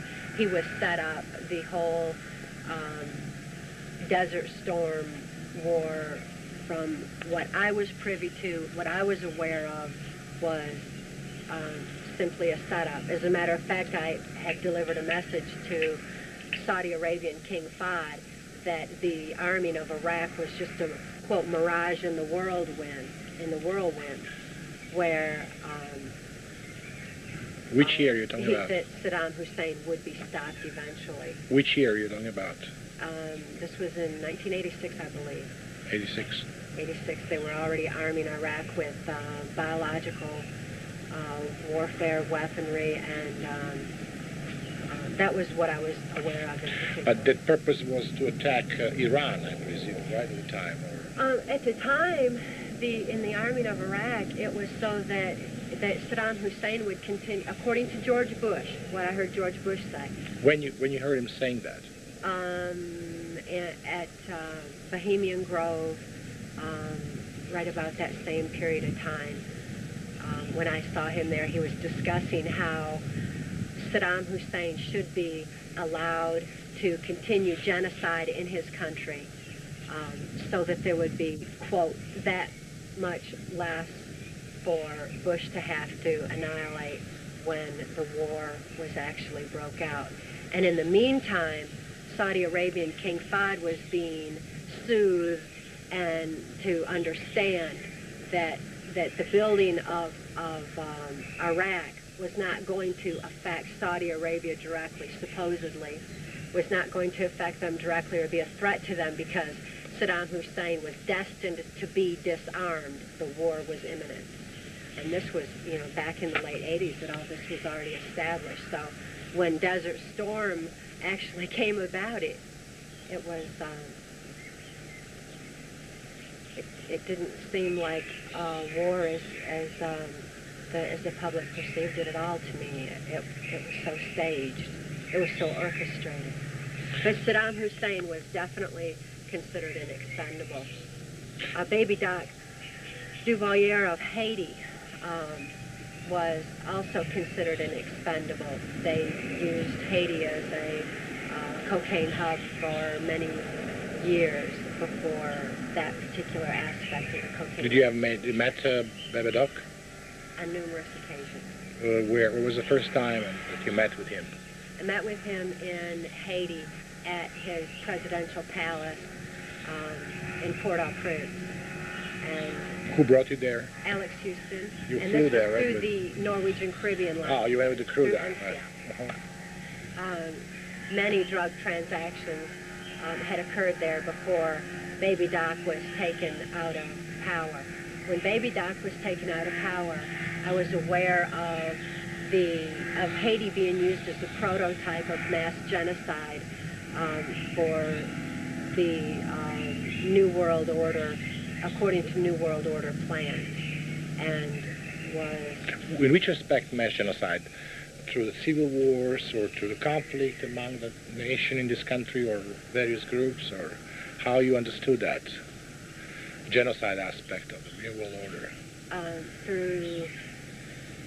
Through AIDS, mind control of the masses. What do you mean by AIDS? Do you mean AIDS was implanted there, or? By everything that I know, and it is detailed in the book, it was deliberately brought into Haiti to, as George Bush said, this is to quote him only, he said to annihilate the niggers at their source. Mm-hmm. And in other words... it was also in Bohemian Grove? Yes. What was Bohemian Grove? He was also referring to South Africa at that time.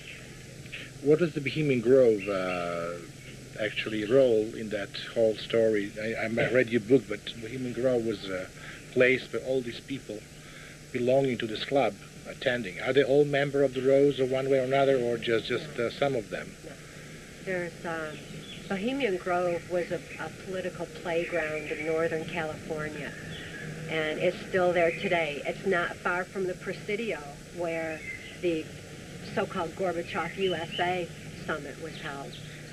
The people that met at Bohemian Grove had two levels that, according to my understanding, one level was the usual membership. The other level was the elite, politically affluent members of the Grove, which included George Bush, Bill and Bob Bennett, Gerald Ford, to name a few, Ronald Reagan. Kissinger as well. I understand that Kissinger is a member, but it was not my experience to have contact with him there. It was my experience to have contact with Dick Cheney.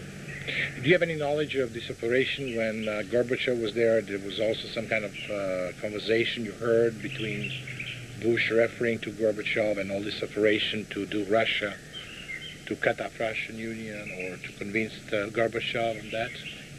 The only aspect of it that I was aware of at all, as far as Gorbachev and that effort, was just a shared goal of implementing the New World Order. I do not know the details. I'm not privy to that aspect of it because my operations were limited primarily to Canada, Mexico, Caribbean. So you never have a chance to see when Gorbachev was there or anything like that? No, I was free at that time. I was no longer a mind control slave. I was no longer operational. Oh, I see. But the Presidio is a well-known abuse base. Lieutenant Colonel Michael Aquino has been charged with sexual abuse of children there for the proliferation of his occult temple of Set, for the blood ritual traumas that occur there. I was taken there for mind control programming purposes. There's a mind control sophisticated technology building that's located on the Presidio. And the Presidio, like I said, is in close proximity to the Bohemian Grove. So it all kind of intertangles. The same people are involved in both places. Can you give me some more detail about these names that you have there, like drug dealers and drug traffickers and slaves? You have quite a list there. Yes. Other pages, I believe. Boxcar Willie is a country music entertainer. George Bush Jr. is listed for his operation. Do you have a knowledge you met with him? Yes. Who was the man? How do you describe this man? George Bush Jr. Took Kelly off on several occasions. You mean sexually abused her? From all indications that I saw when Kelly was returned, I would have to say yes. For his support of his father's sexual assault of Kelly, yes. George Bush Jr. was covering for his father. What is his second name, first name of George Bush Jr.? Also George Bush Jr., yes. Right? He's now, what is his position now? I believe he's governor of Texas. Oh, I see. At this point. I see. But when I knew him, he was, this was back in 1986. He was at the Mount Shasta compound. He was also at Ronald Reagan's, I don't know if it's a primary home or a second home or whatever, but it's a home in California that I was... You met with him? Yes. Do you have anything, any relation, sexual whatsoever with him, or? None whatsoever, and no indicators that he was interested in any kind of sexual relations. The only interest that I ever saw him show was towards my daughter. I did not witness him sexually assaulting my daughter, though. Did you I witness witnessed anyone? five. Did you witness? Have you been eyewitness of any of assault of your daughter by your, that you saw by your eyes? You saw with your eyes Yes. when it's happened and how it's happened. That was after Kelly and I had been caught in the most dangerous game on Mount Shasta, and were taken into the hunting lodge, cabin, whatever you'd want to call it. That was in California, or? Yes, in Northern California. And Dick Cheney and George Bush were on vacation, kind of a work vacation at the time, because it was close to the Christmas holidays and they were off work. George Bush was using copious quantities of heroin that I witnessed him using. He was using heroin? Heroin, yes. Which way? Through the needle? Or? Yes. And there was also opium that was smoked in that room. There was... Vuk Cheney was with him? Yes, yes. And which room? Can you describe the room and the place? The room was, it was set up like redwood walls, and it was very rustic. The whole room was set up in a mirrored type illusion, where everything, like there was a sofa facing a sofa. They were both black leather, and they looked exactly the same, and they were facing each other.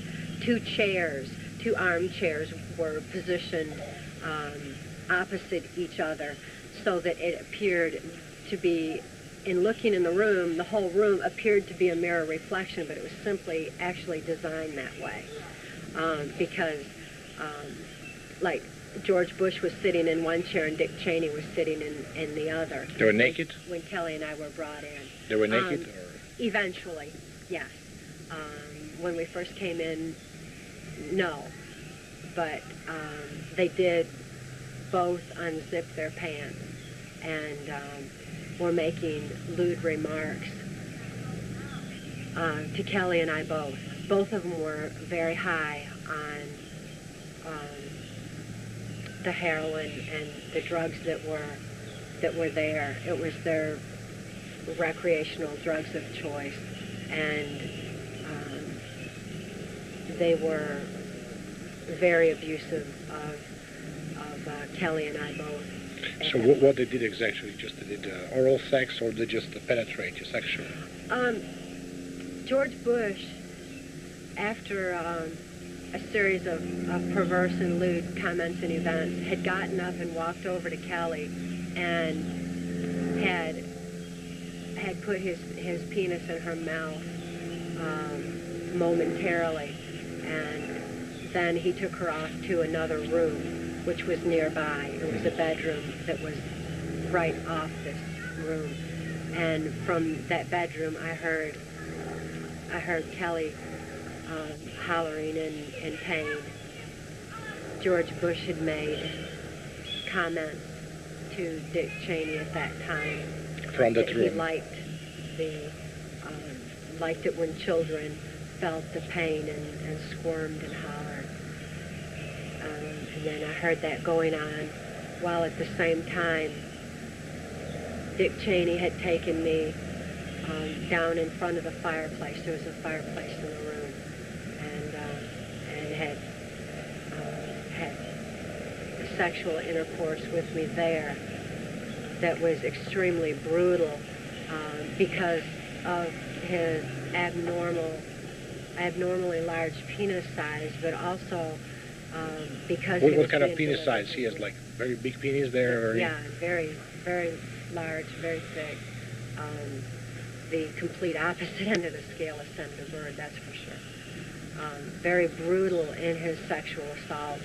He's aware of his size being painful, and he would dislocate my jaw to sexually gratify himself in my throat, and he would actually slide my jaw out of joint, and I have permanent damage to my jaw from Dick Cheney's sexual assault alone because of his unusual size. So that was a very traumatic event. The whole thing was horrible enough to have actually shattered some programming that I had at that time, and I had to be reprogrammed at the Presidio following that traumatic event. As we drove from the Lake Shasta area that we had driven to, we were taken by helicopter to Mount Shasta. So when this was over, we were transported again by helicopter back to Lake Shasta where the motorhome was. And at that time, Kelly was literally dying. She was unable to breathe. She was running a very high temperature. She couldn't move. Her kidneys and her whole back were hurt from George Bush's sexual assault. Thank you.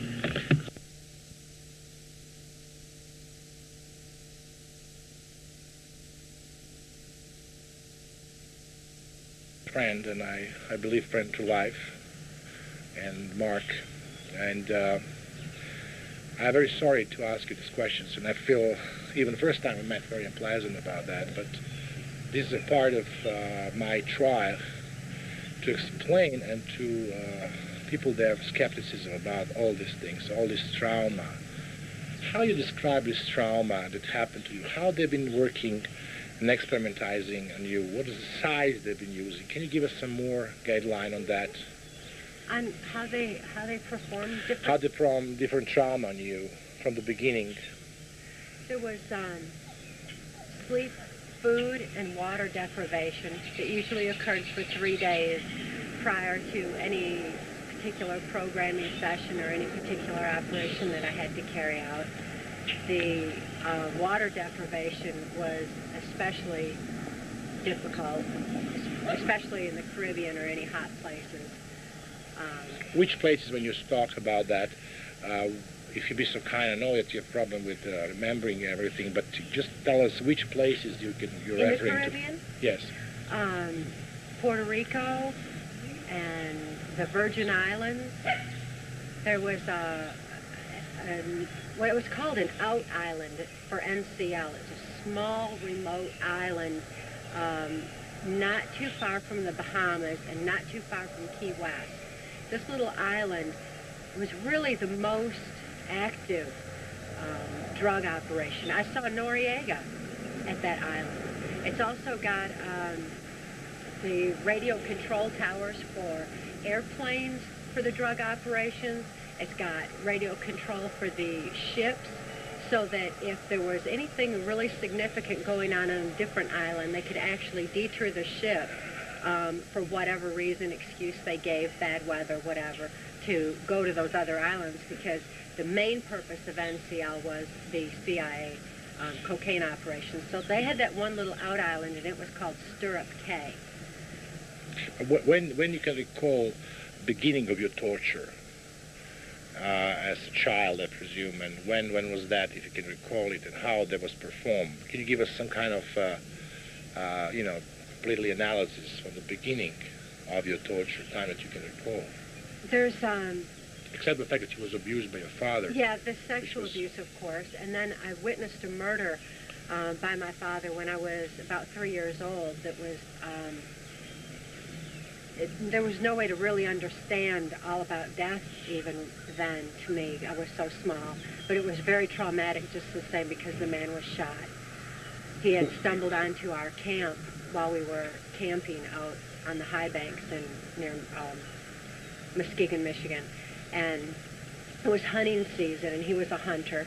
And he had happened to stumble onto our camp while my father was passing us kids around the campfire to my other uncles who were also sexually abusing us. So in other words, your father was having sex with you and your brother? Yes, when this guy happened to accidentally stumble onto the campsite. Mm-hmm. And when he realized what he saw, he turned to run, and my father shot him. Was your father ever prosecuted for that? No, not at all. Not at all. There was no problems that arose from that I was ever aware of at all. It certainly created more problems in my mind. So that was very traumatic. There were numerous traumas like that, and like my daughter's abuse that were especially difficult psychological traumas to deal with. The psychological traumas are far more devastating than physical trauma. To me, I have no fear now. I was asked one time by a customs agent, he said, "Aren't you afraid they'll get you and torture you now?" I said, I'm not afraid of that at all, because I know how far torture goes. It only goes so far, and then it doesn't matter anymore. Physical torture just, I know what the experience is like and how far it goes. My body still bears a lot of scars from the physical tortures. The stun gun has left moles and prod marks in my skin, on my back and my arms and my legs. My head has been caved in. The skull is... Who was performing that on you? Different people were using the stun guns, sometimes Secret Service, sometimes, especially Lieutenant Colonel Michael Aquino, Philip Habib, Alex... Who was Philip Habib? Philip Habib was Reagan's attaché. He was some kind of international diplomat. I don't fully understand exactly what his operations were, although I know what his agenda was, and it was New World Order. So there were quite a few people that used... I'm sorry. Now, talking about this torture, Mark, you have one of the weapon that Kelly described before. Can you tell us more? And Kelly, can you tell me how they use this on you? Well, this is one variety. There are many varieties of these things. Uses usually a 9-volt battery and converts it from 100 to 210,000 volts DC current. It's quite powerful. You can see the blue spark there. Mm-hmm. And what it does is it instantly constricts all your muscles in your body to where you have no ability to holler, to make a noise. All you do is go straight to the ground. Mm-hmm. Or if it's done very quickly, you'll see like a flash of light in behind your eyes. How did it affect you, Kelly? How they performed this on you? It was the same thing they've been using on you? Yes, that's one example of it. There's another cylindrical kind that was used internally. It was a vaginal prod that was, I think, a lower voltage, so I was more aware or could feel the pain of it, whereas if I was hit with a higher voltage stun gun, it usually was a matter of things going black and going down. This creates flu-like symptoms. You get, after about 10 seconds of administering this, what you wind up having is someone who is usually constricted on the ground. They're disoriented. They do not know where they are. They don't know what time of day it is. They don't know anything because their brain sugar has instantly been reduced to the point to where they're delirious. If you hold it on much longer than 20 seconds, all you're going to do is the person is going to be out for several minutes. And when they do recover, their mobility is impaired to the point to where they can't fight, run, do much of anything. My other question is to you, pointed out, Mark, one of the people asked me a question, one of the editors, why you don't publish your book by some publisher. Well, there was a very interesting question that I would like you to have today respond. I could not get the answer because we didn't know each other so much. I believe your story from the beginning, and I would like to have this answer from you. In the United States, there are laws which protect so-called freedom of speech, particularly if you are a party to an action. And since I was a party to this action, and since I had been threatened, and the threats had been documented, the threats coming from the federal government or representatives of the United States government, it made me a party to the action, exposing this atrocity. Had I permitted someone else to publish the book, and we had many publishers that were willing to publish it and pay us well for publishing it, I would have lost the ability to have maintained the content of the book itself, and I would also have lost the book itself. There have been several people to publish books similar to what Cathy and I have published, and the CIA just simply comes in and buys the rights and buys Probably the books to cover up people. and literally removes them from the shelves of the bookstores, and that's the end of it. There's no more available. So your aspect was not exactly to make money, to make sensation out of it, and that's the reason that I felt you both to be in the very same, because my motive is to expose that mind control operation of humans as something very dangerous, and something has to be punished all over the world through the media, and I will do my best in my effort to do so. But I'm very glad to hear that kind of answer from you, that you're not particularly gain was to get money out of it and to be a rich man and to get out of it. At several points in the past 8 years, Cathy and I could have sold our story, and if we agreed to be silent, we could have sold it, and she would have had enough money to have lived off of the rest of her life, and I could have recovered my life. I invested more in this than anyone would be willing to pay me, frankly, because I was willing to do it, and I did it willingly. But there's no amount of money that can silence us. That's absurd. It can't happen. Another aspect that I noticed is, as a man who is following now, we became friends, and I'm really very much listening, and I really appreciate your company, was the way how you met together, and the way that you simply dedicated your future life to something that you didn't know about, and what will be happen out of it, something that is very dangerous, but your probably inside soul and inside instinct tells you that maybe that is your dedication to the humanity, that you somehow to your previous job didn't get as satisfactory, I believe.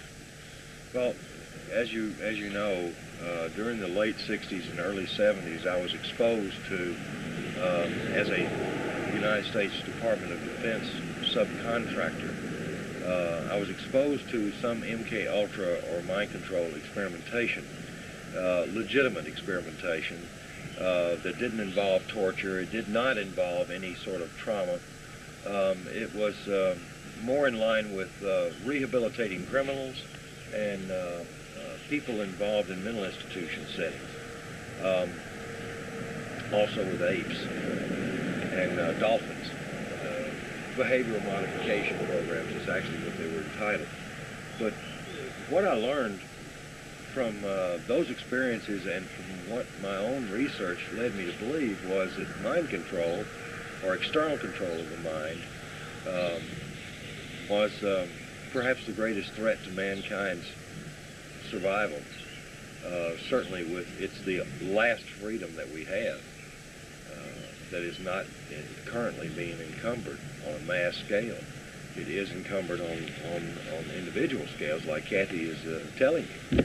But when presented with the opportunity, and I look at it as an opportunity, Vuk, to actually make a positive difference, I found no alternative. There wasn't a choice. Had there been a choice, logically, I would not have done what I did, but there was no choice.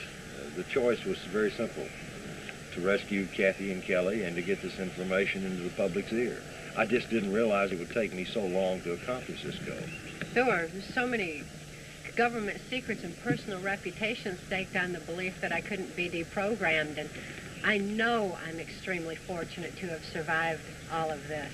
But they were wrong in believing that, because they made that belief predicated on their own immoral thought processes, and they're limited in their thinking by their own immorality. They never considered that someone like Mark would use the information that he had for good, to actually help not only me, but to help humanity. But I think the most,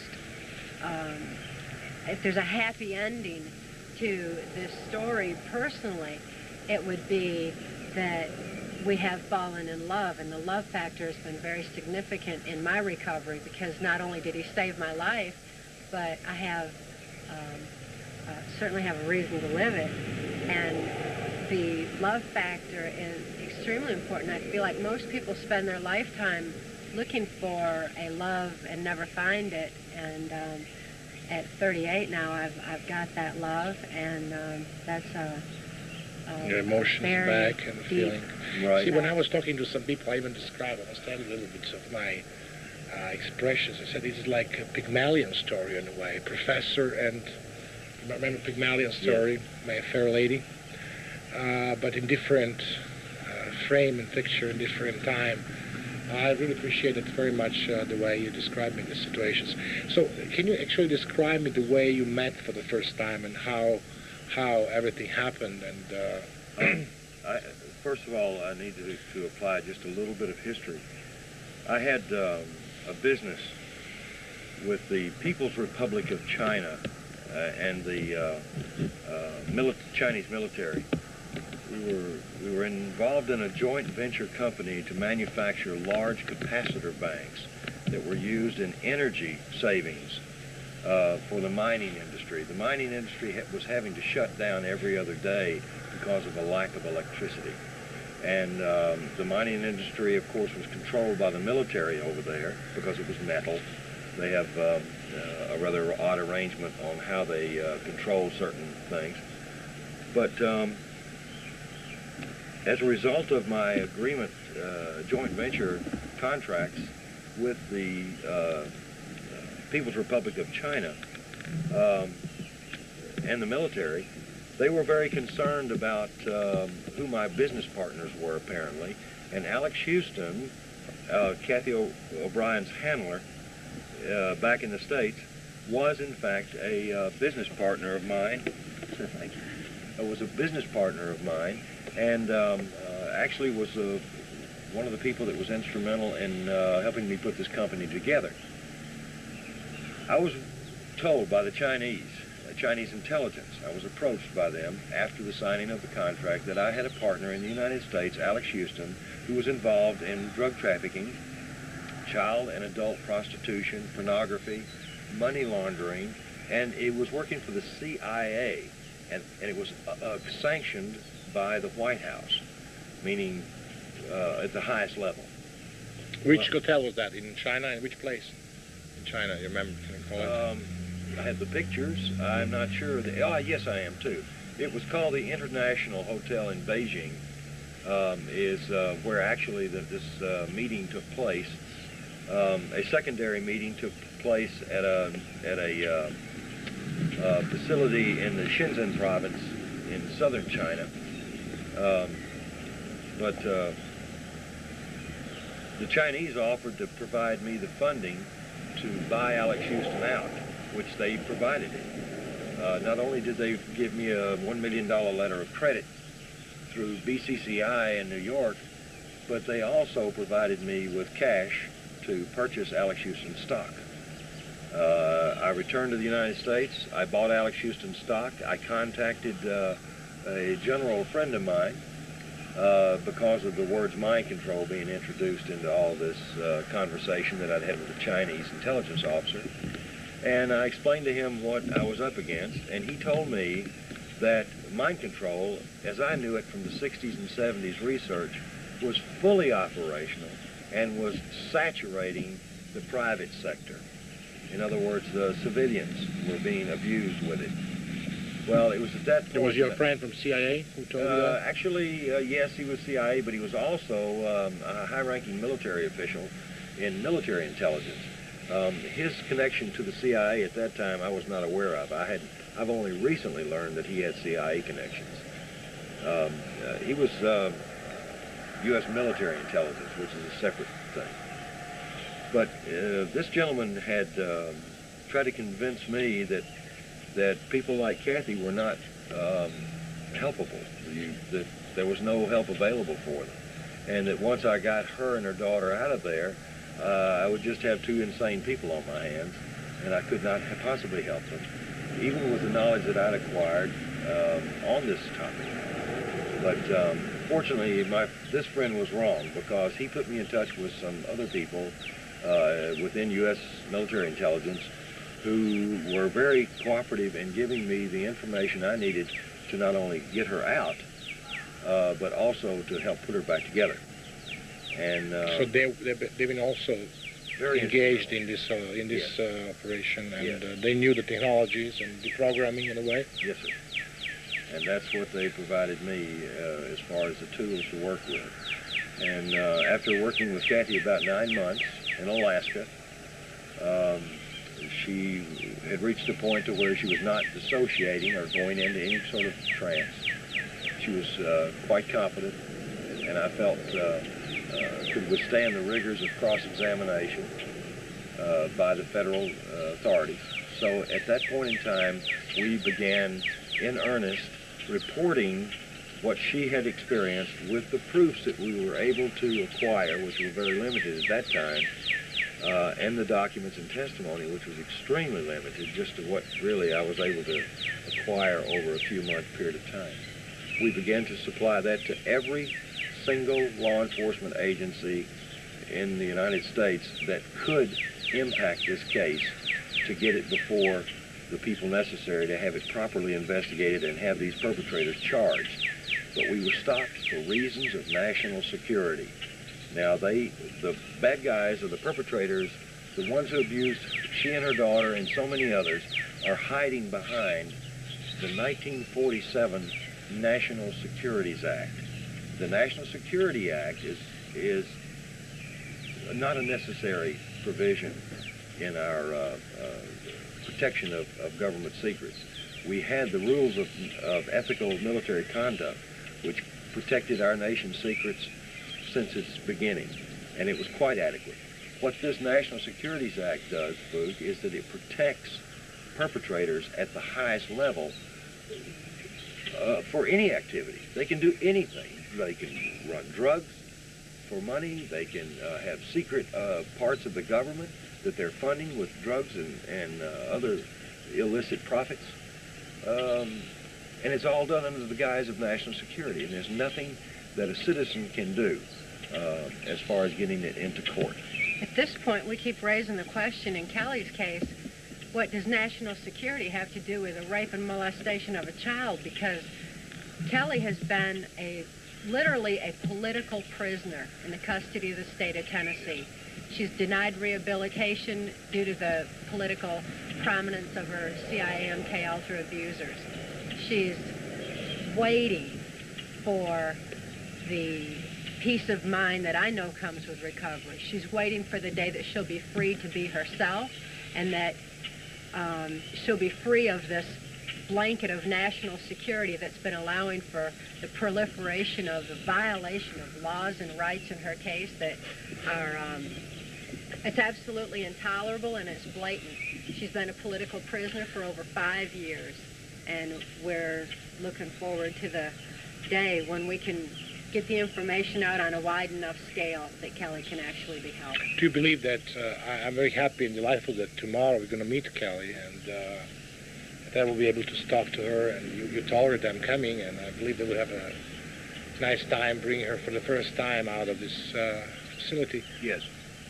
Do you believe, Mark and Cathy, that there is some help for her, that someone will be able, with full knowledge of that destructive technology of controlling of human minds, to work out also with Kelly, even if she was exposed to the project? There's no technology available in the private sector. Civilians have not been given that technology. In other words, the psychiatrists and the psychologists that are in this country and abroad, I don't know of any of them that have access to the technology that is required, that I'm aware of, to help Kelly. What is the major difference between Cathy's case and Kelly's case? It's the amount of scarring on the brainstem that occurred prior to age 5. Cathy was abused sexually, physically, and psychologically, and behaviorally, but Kelly was abused through the use of technology and chemicals. Kelly's abuse goes much much more pronounced. The brain damage is much more extensive. And Kelly has a wonderful chance for recovery. A wonderful chance. She's extremely intelligent, for one. If in fact we can force this government to at least, and this is what all of this is about, to at least release the equipment that I know is available that would put that child back together so that she could be a normally functioning adult. In the meantime, we've nurtured her on a soul level, at the very essence of her being, with love, understanding, and compassion, and also been able to give her an insight and understanding of herself and why she's in the situation that she is, rather than recovered, because her own desire to recover, her own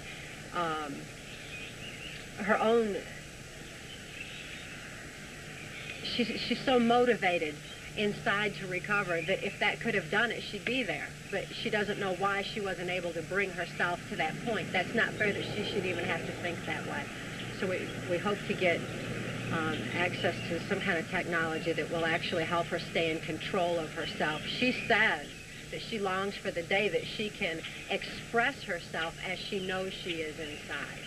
And it's Are you definitely positive that there's no access to any more penetration of any kind of influence on her, due to the fact that she could be a very dangerous witness to the much more extensive cover-up on her case? Actually, there is no guarantees.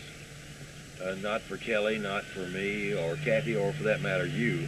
Mm-hmm. But with as much publicity as this case has been given over the past 5 years through law enforcement, legitimate law enforcement, and legitimate mental health in this country and abroad, I would say that the chances of them abusing Kelly at this point are slim to none. It would not be practical. It would be a big red flag. I was also facing the different questions, so maybe it's very interesting for you to open my heart and to tell you what kind of question I got when I was playing the tape that you gave me and all these books. For the people that have been very superficially facing that, I mean, that means not reading your book or not even being capable from the time point of you to read that, they always thought that should be something that Americans are planning on us, you know, in a way, even in Europe, in Western Europe. But from the others, they asked me, people that are more concerned and they have some knowledge on that, and especially in this field is not only in the United States, this field is probably in Russia, very developed. Oh, yeah. In all these we don't know fascistic regimes in the world that is not employing the same type of mind control that Kathy experienced. There's no country in the world that's excluded, and that even goes into some of the most third world primitive societies in Africa. and such as Haiti. And Haiti, mm-hmm. you know. Also kind of mind control, same trauma. So now most people say how you're still alive, how knowing the fact how CIA is effective, and as a matter of fact how easy. I was facing a situation in my life trade when I was working on football. I'm probably the most dangerous espionage affair in the world by now, of being threatened and being even tortured one time, and lucky enough I survived that torture. But on the way, knowing such methodology of killing, to kill the person, to eliminate the person, you just need a few experts on that. What kept you alive through these years? Probably the single greatest support that we received were from friends that I have made, friendships that I have maintained over the years within the intelligence community and within law enforcement. These people have guided my path and Kathy's path safely through this maze of information dissemination. We have disseminated information. We know what kind of secrets to keep and what not to keep. We know what will get you killed and what you can survive with. We have literally passed through the window of opportunities, and we have successfully gotten this information out in such mass that now, quite honestly, I believe that we're probably safer than most Americans who don't even know about this stuff. I don't feel that we are threatened. For most of the people that I met, publisher or people from magazines, they ask me questions. Okay, we will publish if it's only a matter of mind control, which is, people are aware the one way through satanism and other means, but how we can comprehend child abuse with a very famous name in politics. It's very simple, Vuk.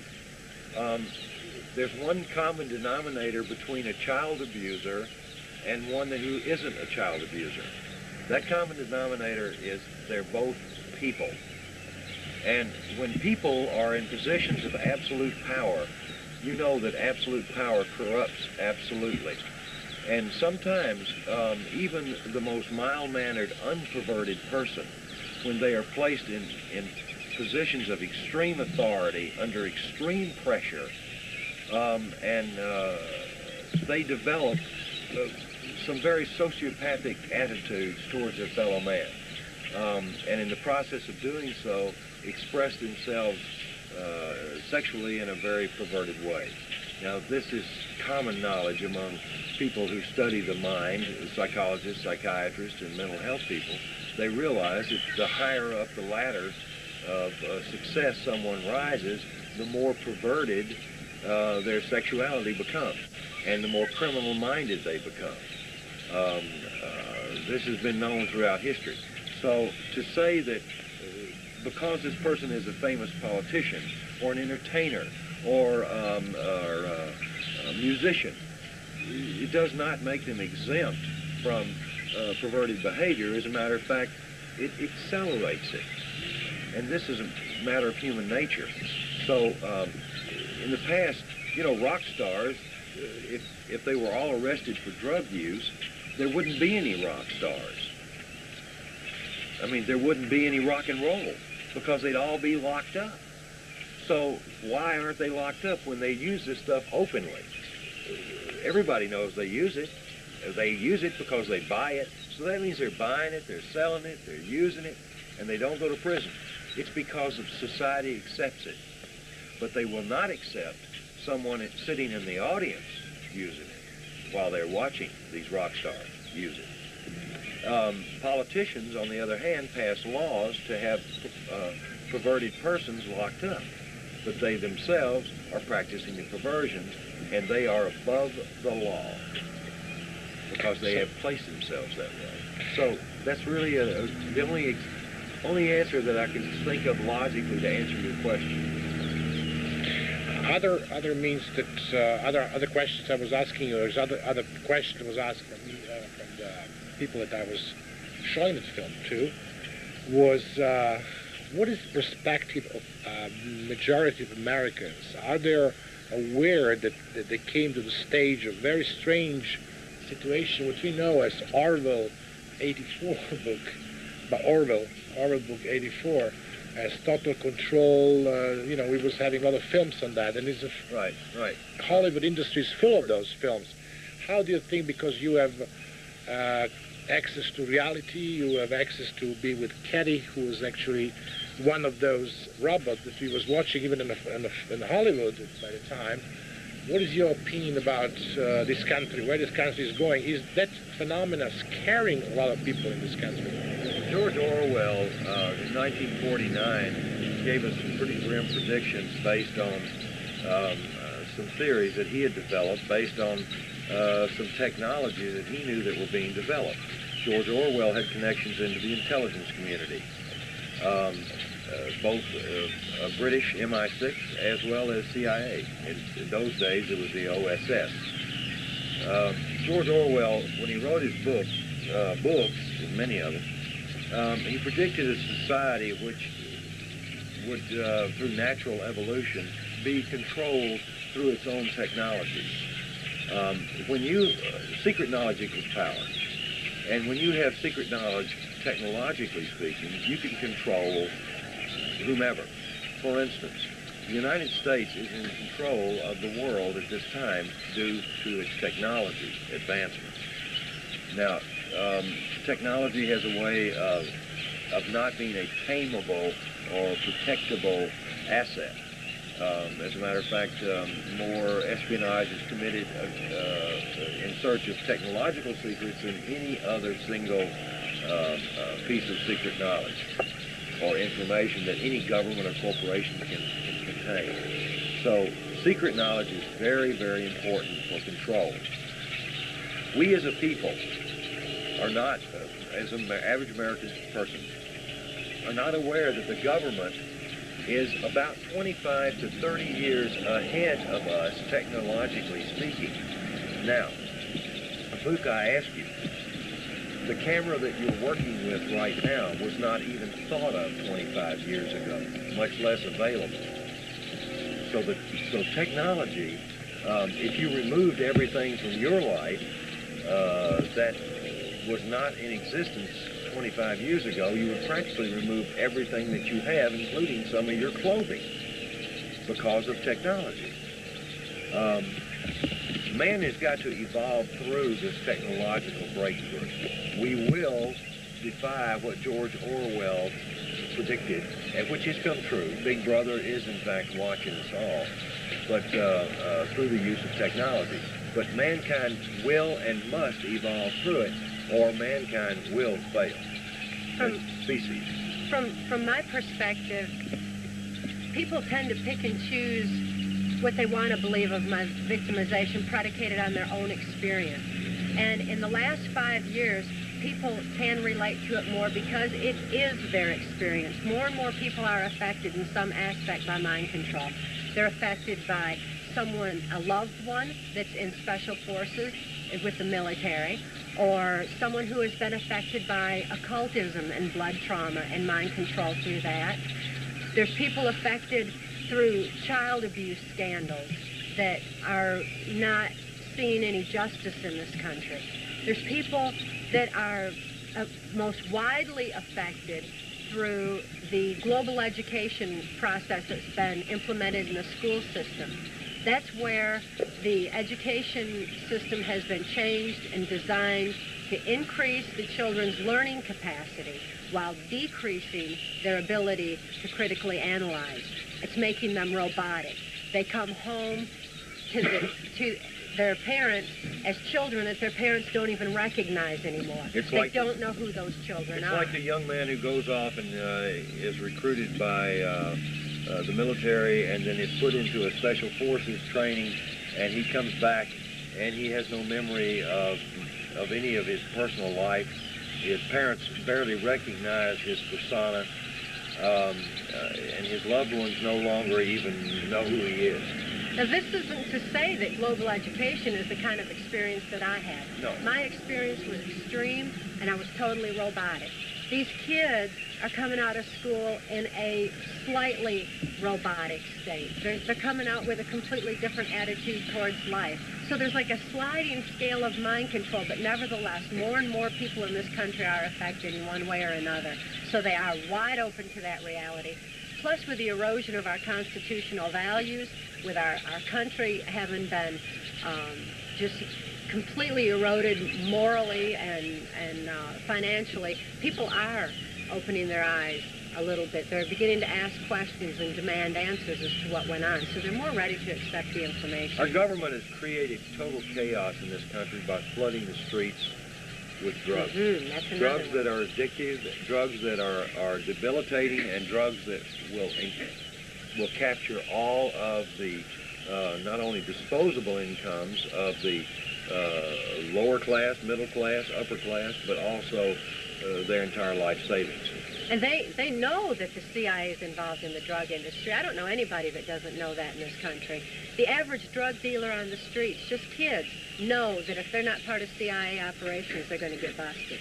So that's the word on in the slums to the kids that are selling drugs on the street corners. So people are aware that there's a big problem in this country. So what kind of society is a society between slaves and mustard, or which way are we going to? Which way this government is Take a bringing? look back in history and see what Adolf Hitler's vision was for his New World Order, and that's exactly what we're headed into. Unless we get the information out. The only defense against mind control is knowledge. We've been they have been operating on the idea that secret knowledge equals power, and in fact that has been true. We need to tell those secrets. That's why Mark and I have written the book. That's why we're getting the information out. That's why we have so many behind us dedicated to getting this information out. People have a right to know and a need to know this information for the sake of humanity as we know it. How about you appeared in a lot of, how many talk shows you're appearing with, and how many conference you was appearing with? Vuk, I don't have an exact figure. I can guesstimate from the number of years and the number of stops, and just by a drawer full of canceled airline tickets, probably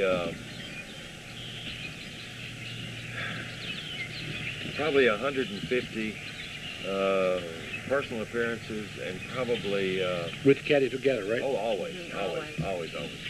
And probably twice that many radio and television shows, both in the United States and Canada. When the television shows will be taking place now? Television shows? The TV shots were usually limited to news people coming in to seminars and taking 5-minute, 2-minute, 1-minute film clips of what we were talking about. We have done a couple of on-camera interviews with some people, investigative reporters, and those have been aired in various markets. We did one 4-hour segment for a Christian broadcast group, which was aired in 30-minute increments, 8 shows. You have this on tape here? You have this tape? Actually, I can get it. The master I have here, I copied it so many times, it's finished. It's a lousy interview.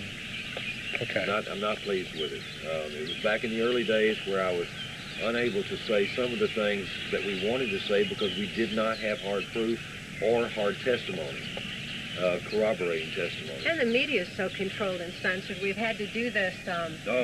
We've had to do this a difficult way, making copies and getting information out. And now that we've got the book, at least it's an easier, more comprehensive vehicle for getting the information out. I mean, you was together with 60 Minutes once, and they were doing a story. What's happened with that segment, and how the situation was looking like? That segment was filmed in California, videotaped, and the interviewer, with tears in his eyes, Vuk, told Cathy that someday her story will be told, but not now. In other words, and off camera, I asked him, I said, where is this tape going? He said, it's going back to 60 Minutes. I said, who is it for? He said, why? I said, who is it for? He said, it's for the CIA. They want to see what you're talking about. My very similar experience, talking about 60 Minutes, I was sent to 60 Minutes to the very distinguished gentleman that I respect, David Weiner of New York Times, who discovered a very similar self-inflicted terrorist act by the Muslim in Sarajevo, which was used as pretext for bombing of the service, even that everybody knew there was no done by that. But I was also in 60 Minutes. I was with Don Hewitt, walking legend of American journalism. I was showing to his producer, one of them was Jeff Fegger, who I mentioned in one of the film, which was actually airing to them as maybe last honest story about American journalism, was a story about Kuwaiti's daughter, Kuwaiti ambassador, who was 1 month pretending to be a witness from the Kuwait, and how kids were killed, and Bush was, even knowing the fact that she was daughter of Kuwaiti ambassador, quoting her statements. Don Hewitt went for half an hour to inform himself from CIA. He came back and he said, your story is right. I cannot air your story because they will damage the whole industry of media. They will damage the whole thing. So I'm very sorry. That is the biggest challenge I ever had. It's the biggest conspiracy that I heard of. But I'm sorry I cannot make it. End of discussion. So I understand that some topics will never, but I hope that this topic will be very soon aired in the future, and they will do something about that. Well, it's happening now. As I mentioned earlier, we've had more press, good, solid press, interested in what we're talking about in the last 5 months than we've had in the last 8 years. And we are, in fact, winning. I think it's the people's demand for answers that's causing the medias to start coming around, because people have gone totally to alternative medias, the radio and shortwave, and what they call underground newspapers and things like that, which are, in essence, patriot newspapers. But there's so many people, the majority of the people are turning to the alternative medias to the point where the mainstream media is going to have to just get with it now or lose out entirely. I mean, it's just time for it to turn around. The demand of the people has risen to that proportion in this country. Exactly. So you're planning also, I was told that, what you can tell me about this global education order? What is this all about? And how you understand it? We didn't have, or we're not aware of that in Europe for the time being. Makes me wonder if it's under a different name. There's a lot of different names that's used in this country, in Canada and Mexico that I'm aware of. The Global Education 2000, Goals 2000. In this country, it's referred to as America 2000, outcome-based education. So there's a lot of different names. But in essence, it's a form of teaching that is Method of teaching.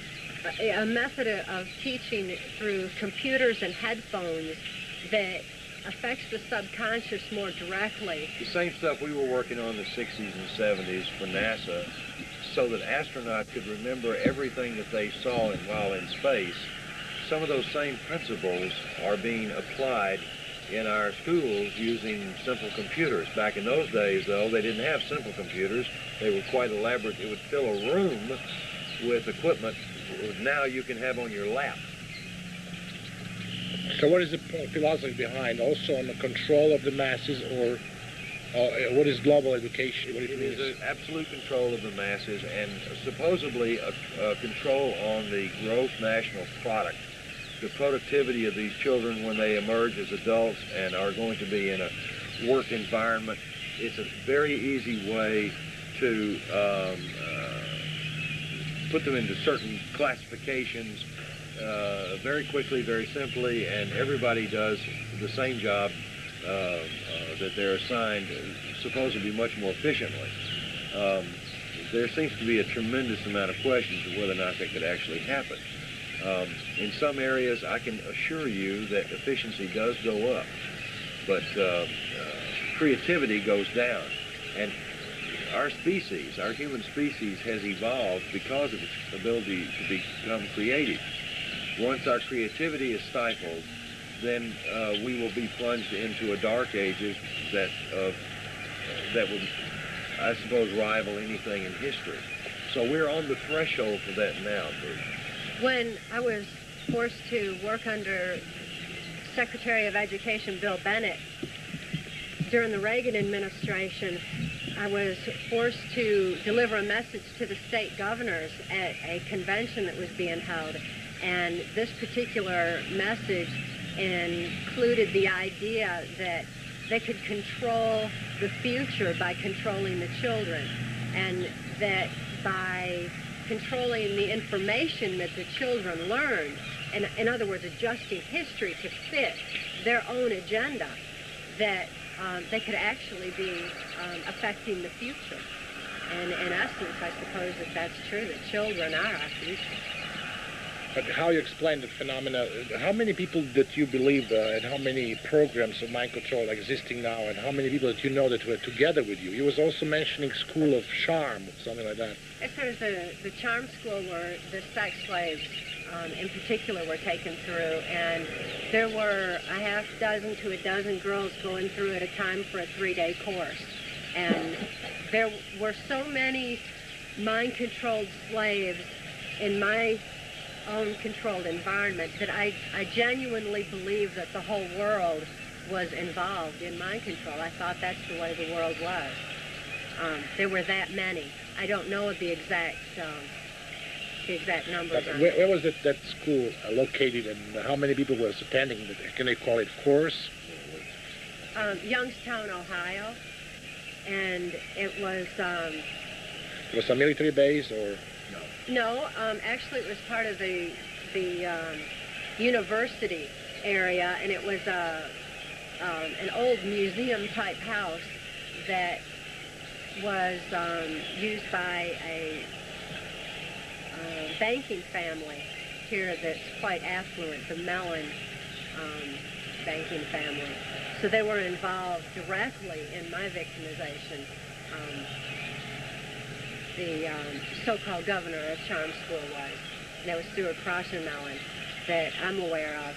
But there were quite a few girls that were run through there, and I went through there on the average of once a year for reprogramming or additional. What kind of program is there? What it taught you there? To fulfill different perversions.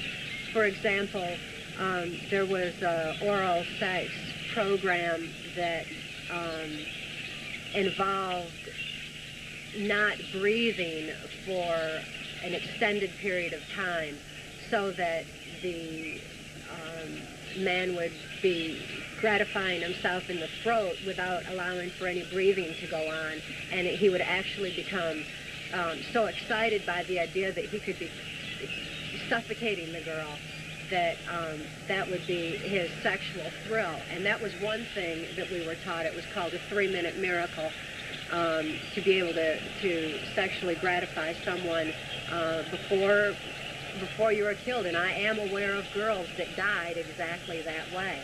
Other perversions included bestiality and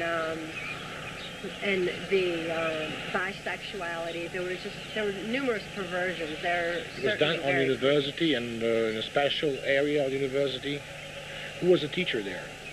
No, it wasn't associated with the university. It was just near the Youngstown University area, within that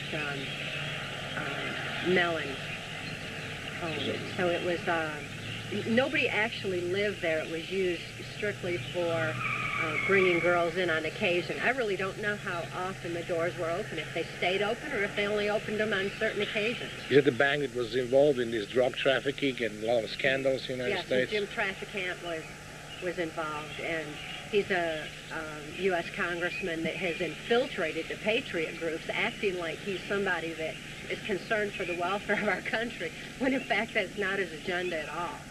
And he was one of those. He and Dick Thornburg were among those that would test the girls to see if they could actually be released from charm school. It was very torturous. Okay. So, Mark, you have some additional material that was requested from a publisher and people from the media in Europe that you would like to present me today. What material are we talking about that you'll be giving, supporting your book and your thesis? There's been a variety of publications that have been put out over the past, we'll say 5 years, that support the vast majority of everything that's in our book. A General Russell Bowen wrote The Immaculate Deception, subtitled The Bush Crime Family Exposed. He goes into Bush's worldwide oil deals, his arrangements that he has made with the Arab world, his cocaine business and drug business out of the Far East as well as out of South America. General Bowen worked for George Bush, and he worked for the CIA for a number of years, and actually believed that he was importing drugs to be distributed in the Soviet Union. He felt like this was part of the psychological warfare that we were waging against the Soviet Union. He did not realize that George Bush was actually putting these drugs on the streets of America. And when he did, he began to testify against his own government, and as a result wound up being imprisoned himself. Now, Russell, or General Bowen, is now living in Peru. He moved about 5 weeks ago. He moved actually the third week in February of 1996 of this year. But he did produce a wonderful document called The Immaculate Deception. And like many other books that describe what Cathy O'Brien experienced at the hands of our government as a slave in the drug muling and prostitution business, she also had provided facts actually before General Bowen wrote his book. She provided the facts to a number of persons that are familiar to me, both in military intelligence and within the CIA. In addition to just this one book, we have probably our largest single files are medical documentations. There are literally thousands of pages of medical documentation where the psychologists and psychiatrists that have examined Cathy O'Brien and her daughter have all confirmed what we know are the findings. In addition to that, Canadian intelligence, of whom I am acquainted with some of the members, have provided more information with regards to some of the perpetrators that Cathy O'Brien mentions, such as Michael Aquino, who is head of the, or was formerly a United States Army colonel in charge of psychological warfare here in the United States. He's a very famous figure. He considers a Nazi person who performed all ritual. As a matter of fact, he embraces the whole philosophy of Nazism, and he was a few years ago, in 1987, there was a search warrant issued as a result of some complaints by local children being molested in his home. Well, when they went into his home, they did find a number of articles relating to Nazi belief systems, symbologies, symbols, things of this nature, but they also found something else.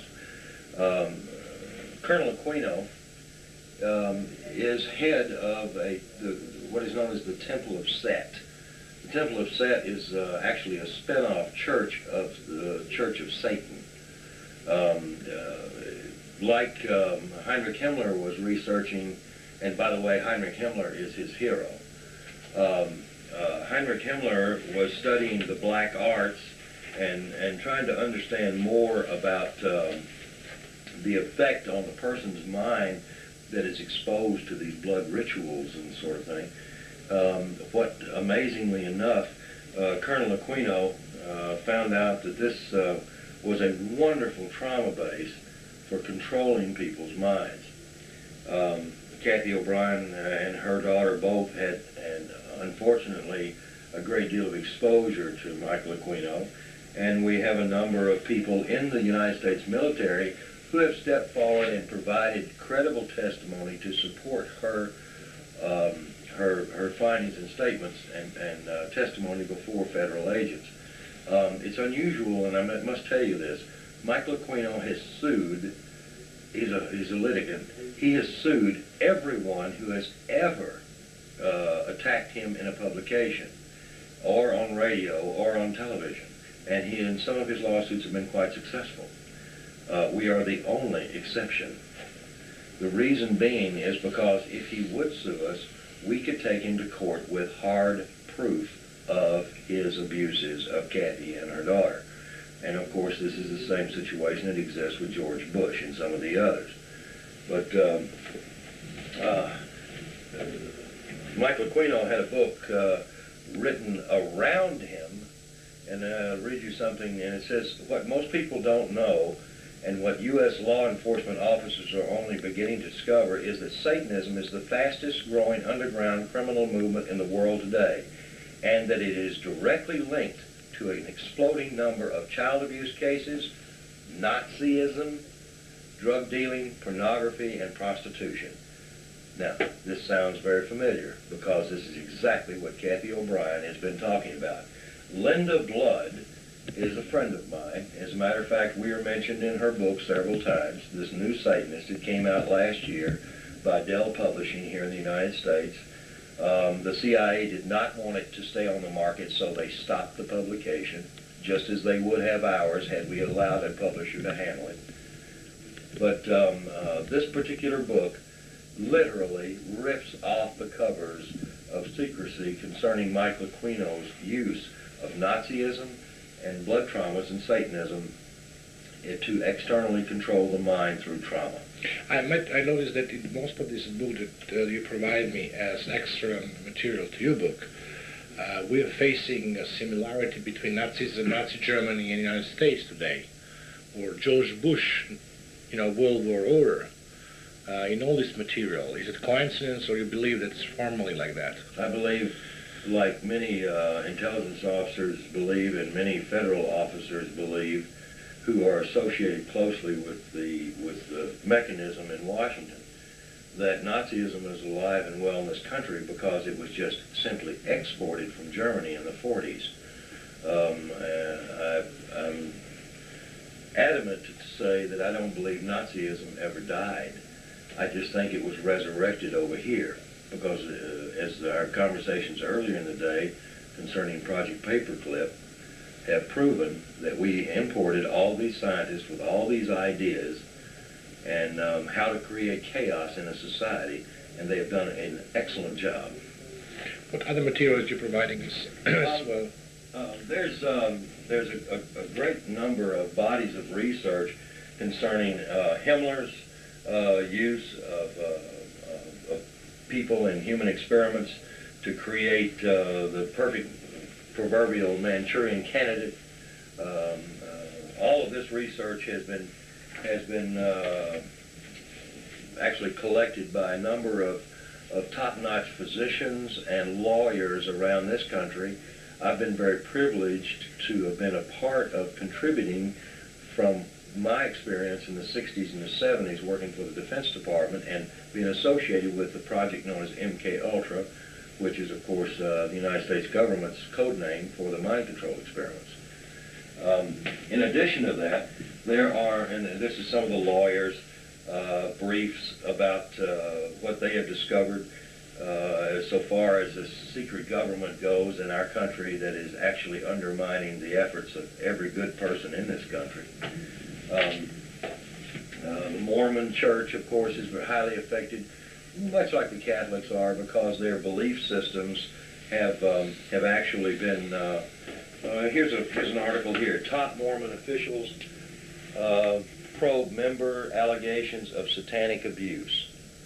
The Mormon Church is literally under fire right now because they're claiming that better than 60% of the children in the Mormon Church in some way or another have been sexually and psychologically abused in their daycare settings and other church-sponsored functions.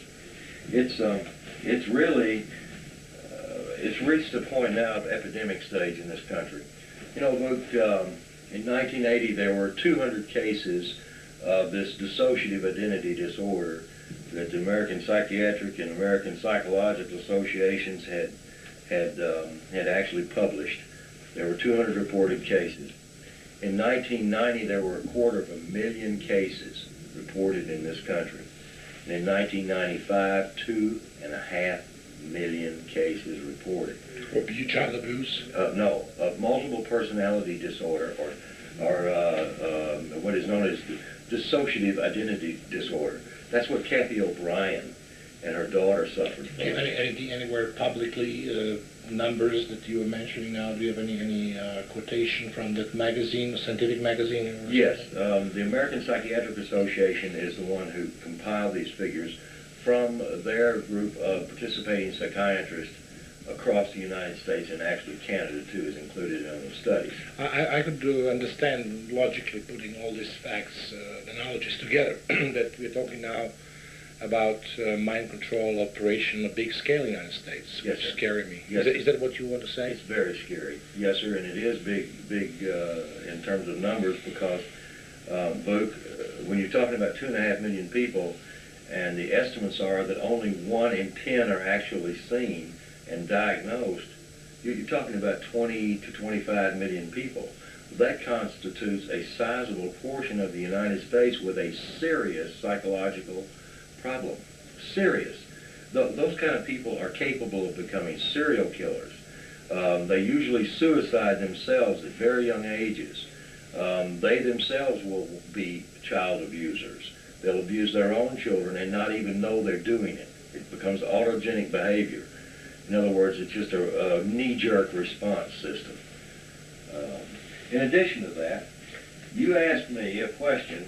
You said, is Cathy O'Brien the first person that has ever come forward? The answer to you then was no. There's been many, but only one has ever been considered completely put together and competent and had her case documented as well as Cathy's. And that was a lady by the name of Candy Jones. Candy Jones, this is a copy of a book that was published in 1976, I believe. And Candy Jones, let's see, well, yeah, 1976, excuse me. Candy Jones was used by the CIA as a prostitute, as a mind control prostitute. She had suffered sexual abuse as a child. Her husband was a prominent radio announcer in New York, and his name was Long John Neville. And Mr. Neville was quite successful in enlisting the services of friends within the intelligence community who actually persuaded the CIA to admit that they had been using this woman as a proverbial Manchurian candidate or a mind control slave. Well, other than Candy Jones, no one else the CIA has ever admitted doing this to. Even though they were caught in Canada in the early 70s, or actually late 60s, they were caught using a psychiatrist they were paying, the CIA was paying, to torture individuals at a particular mental hospital in Montreal. Dr. Ewan Cameron. By the way, it should be noted that Dr. Cameron was the original founder of the American Psychiatric Association and was the man that our head of the intelligence community, Alan Dulles, in the 50s, put into the position of being in control of Mk Ultar. So mind control is not new in this country or any other country. It's been around for thousands of years. But the sophistication of it to this point has now reached such a proportion that people are seeing the results everywhere, but they don't see is the sophistication of the mind control itself. They don't recognize the symptoms that are being created in these people until it's too late. Walter Bauer, a fellow friend and researcher, wrote a book in 1978 called Operation Mind Control. Walter did perhaps one of the best bodies of research that has ever been provided, but unfortunately Walter allowed Dell Publishing Company to print his book, and the CIA, although they paid him quite well for it, bought all the copies up off the shelves and bought the rights to the book from Dell and took it off the market, because this information was much, much, much too powerful to be released into the private sector. What's happened to him later on? He was Walter himself had become a victim as a result of his research into this. The CIA had administered a very powerful drug to him and hurt Walter a great deal. But Walter has since recovered and continues his research. What was happened to him? You know him personally, so you yes, know what kind of drugs they gave him? They gave him a drug called ibogaine. Ibogaine is an extract from a vine that comes out of Brazil. And ibogaine produces characteristically a type of delusional behavior consistent with someone who is clinically insane for all practical purposes. And they will have good days and they'll have bad days. Walter had been affected for over 44 days. But I mean, he was married to the woman that was yes, he was married to the Mellon banking family.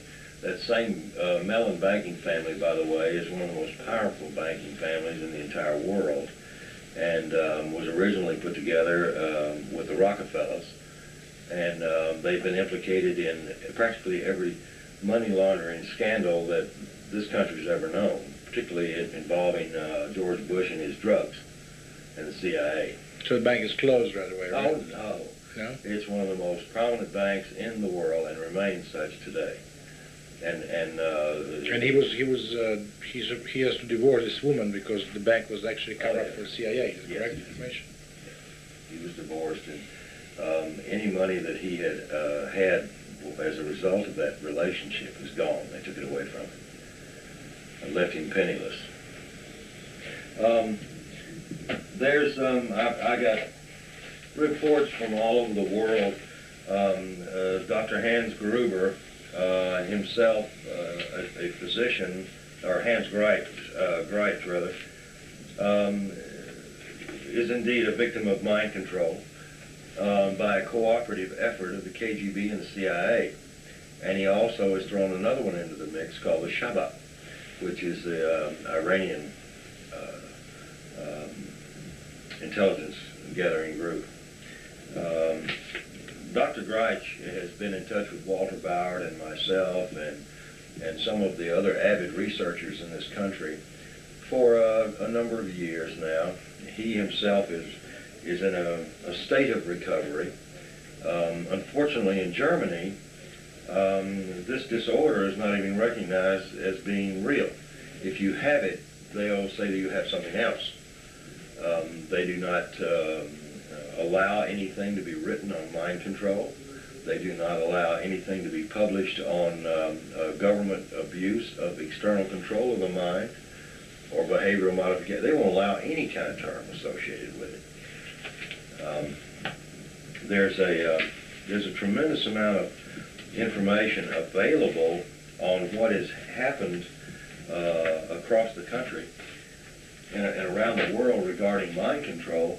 But I think the most prominent thing that we've seen in the last few years, as a researcher, I can say this, even though I have been personally involved with Cathy O'Brien, her case, as far as the physicians in this country, and I'm a member of the International Society for the Study of Dissociation, which is a very prestigious group of physicians worldwide who are attempting to build a model for practical recovery of persons like Cathy O'Brien. And at this point, the American Psychiatric Association is actually considering publication of a treatment modality that I have co-developed from my sources in the CIA.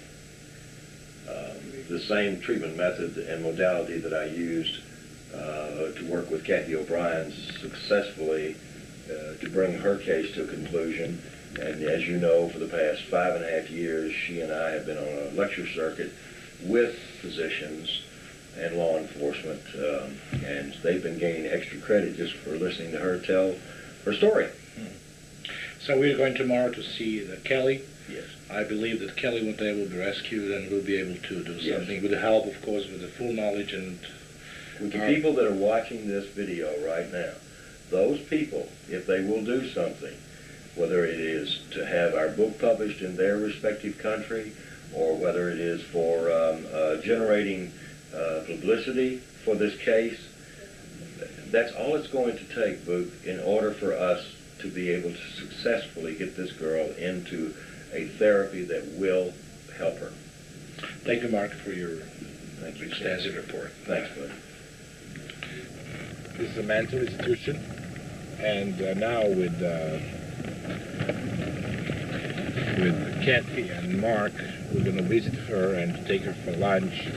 And it's the first time that this girl was allowed to go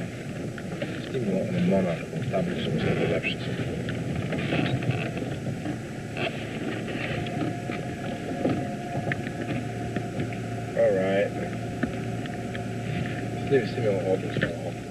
Make a shot around. I'm going to get her. Oh, that's the place? Yeah. It's a small place. It's huge. It's huge? Huge. On the inside. It looks small on the outside. Oh, really? That place is enormous.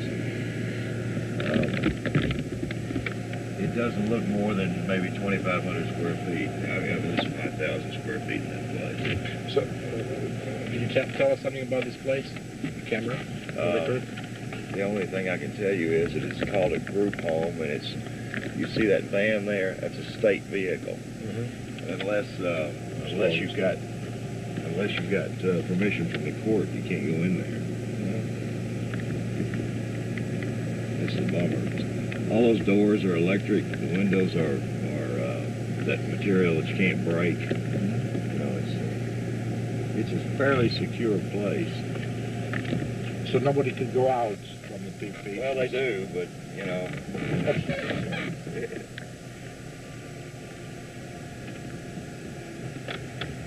All right. Who's the Homicidal suicide line. It's was Alex Spector also the slaves? Yes. Arnold Spector had his own, and that was who Cathy was used with. They used her in commercial pornography, and that's now there's quite a bit of that commercial stuff out there still.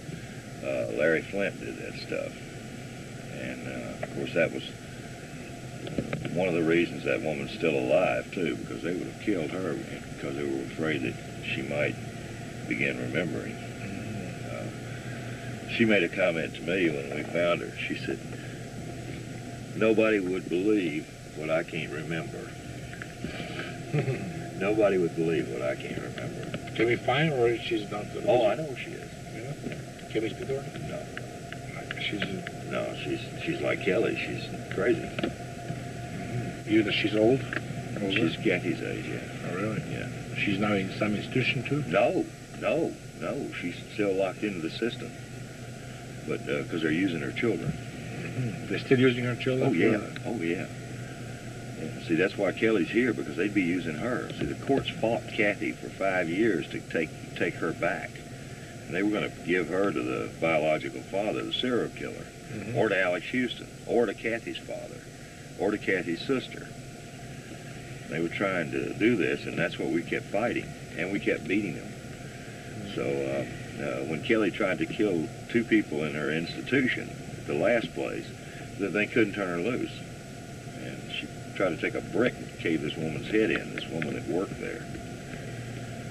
But, she won't appear. I mean, she Where's the answers? Maybe he just take her from inside of the car, so she wouldn't see the car. I just want to have it on the camera once. I mean, is she coming from there or from here? She'll be coming right down the front steps.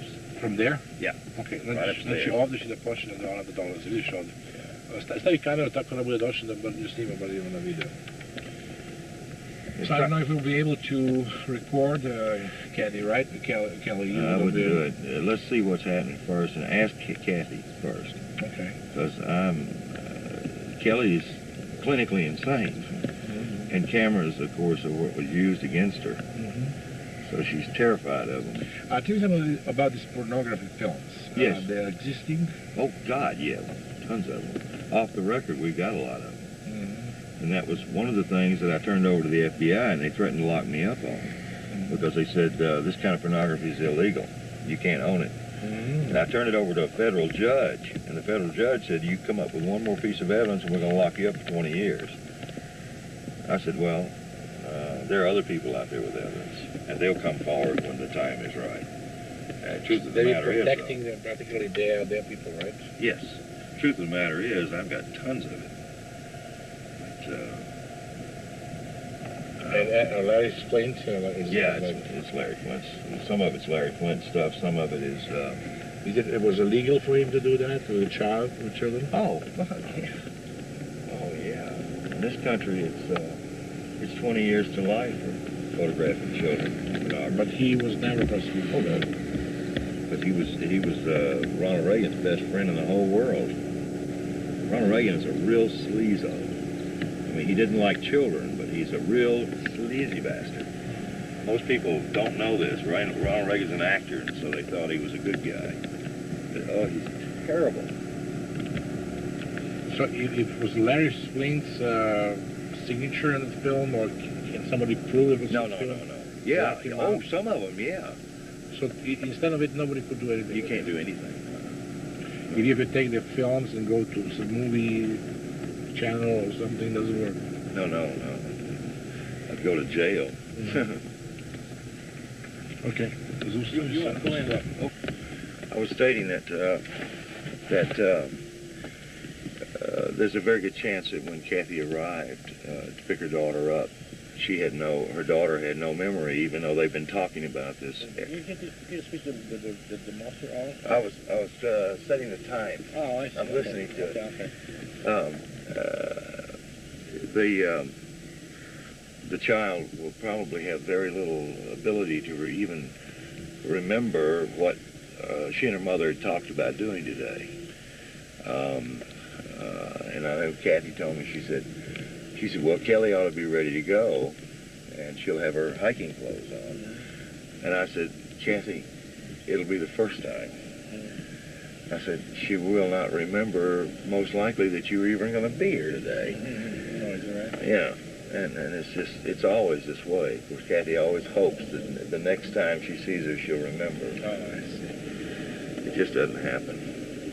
It can't happen. So she was used she was from the day A to be in the program, right?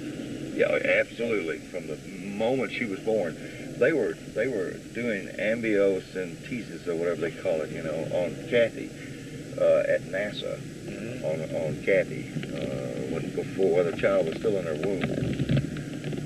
They were doing all the kind of probing around and sticking the needles through the stomach and everything else. I have no earthly idea what they were doing.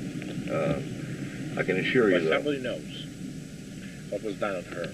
She has a file. Yeah, there's tons of files, but I don't have access to those files. I do have access. Okay, dolazi malo. I have access to one or two. Snima njih I nas koje vidimo.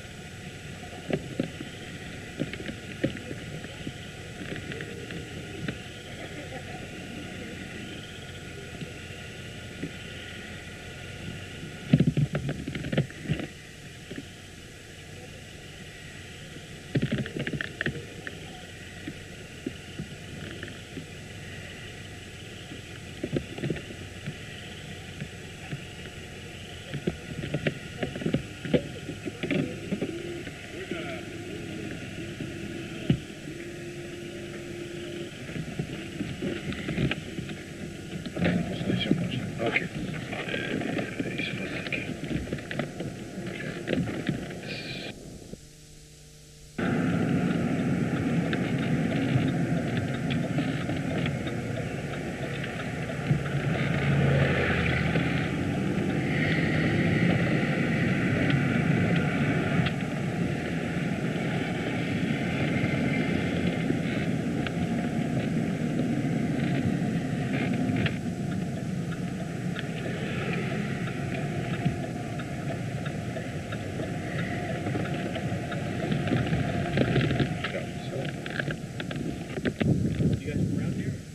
No, we're from around Europe. Really? What part of Europe? From Yugoslavia. Former Yugoslavia? Yeah, formerly Yugoslavia. We are bad Serbs. Oh, really? Is that where you're from, Serbia? Yes.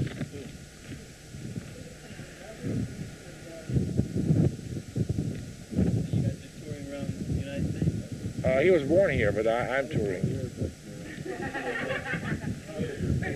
Well, 3 hours. That's what. Hey guys. How are you?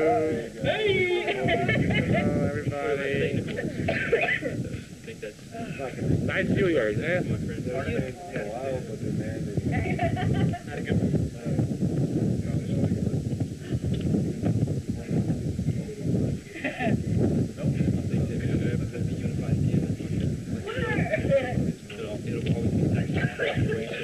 Change my wings. I don't go back.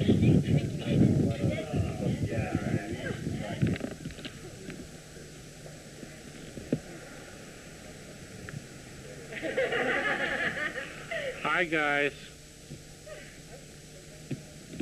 Hello guys. Say hi. Hello. Hello, we. Are you okay? Kelly. Hi, babe. Aloha!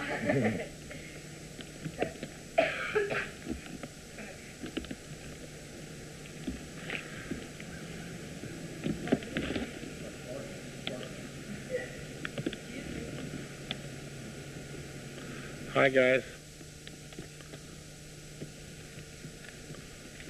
That one it won't work. It's got your Look leg. like a would wind have, vane. Your leg would have to go backwards. Let me see if I can get this over here. Kelly, do you like this area here? Hey! Do what? You're happy today? It doesn't work. I love it. Oh well. Hello. That's not funny, Mark. Dad. I know what that one is. That's not. Well, I tell you what, if I went off there, I'd be doing some serious flapping. That wasn't. I always said if I fall off, I want to say I'm going to flap my arms. I'm going to flap them like a damn honeybee. Hummingbird is what I'll be flapping like. That's pretty fast. It would. You know what? The hummingbird is aerodynamically able to fly. Damn old bumblebee. Milane? Hi. Hey, how you doing, Vuk? Okay. Yeah, because Milane did very good participation in our programming. The fuselage is I'm just relaxing a little bit here, enjoying the view. All right.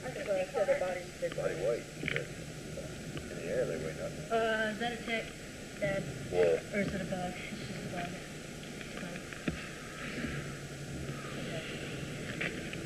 He's a bug. Probably CI. For now. All right, girls. You like our day today, yeah? Fun. Tiring, but fun. All right. Who's more tired, the mother or the daughter? Should we take a vote?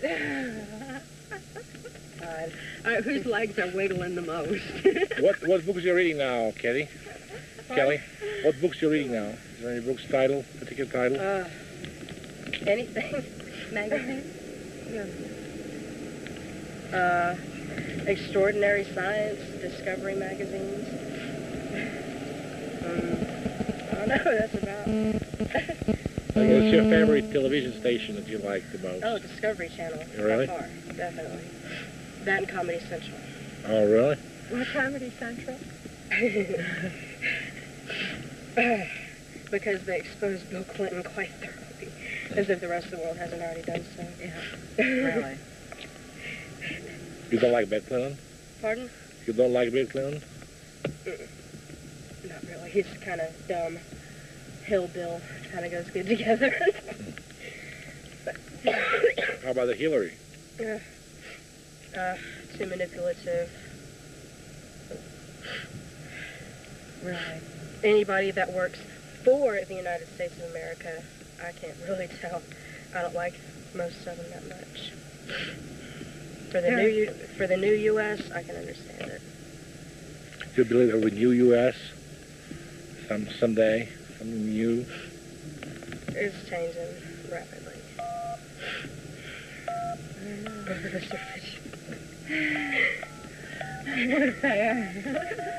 Should we do feet for him? What? Yeah. That's right. Foot for thought. Really? Do you like to go to Italy? Pardon? Would you like to go to Italy with us? Yeah, very much so. So we can make a study and do all these tours, Florence, Rome, I would love to Venice. visit Florence. Venice is the most beautiful. Napoli is beautiful. Naples, the most beautiful place in the world. What kind of? I'd love to go. What changes are you looking for most in this country and in your situation? To stop the manipulation of lesser people. And which way you mean? Which way manipulation you're talking about? Do what? Which manipulations you're talking about?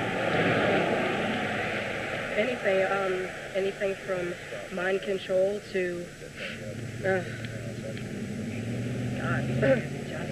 yeah, justicism, definitely. The control the state has over the whereabouts of children and the abuse that gets placed on them while they're in custody. Yeah, a separation of family. I always say the separation of families is... How affected separation from your mother? How affect your life? Probably drawing us closer together, if anything. The exact opposite of what everybody else wanted to happen. Mm-hmm. Exactly. Do you remember anything from your past life and abuse? Can you remember? Not much. I still have a block. There's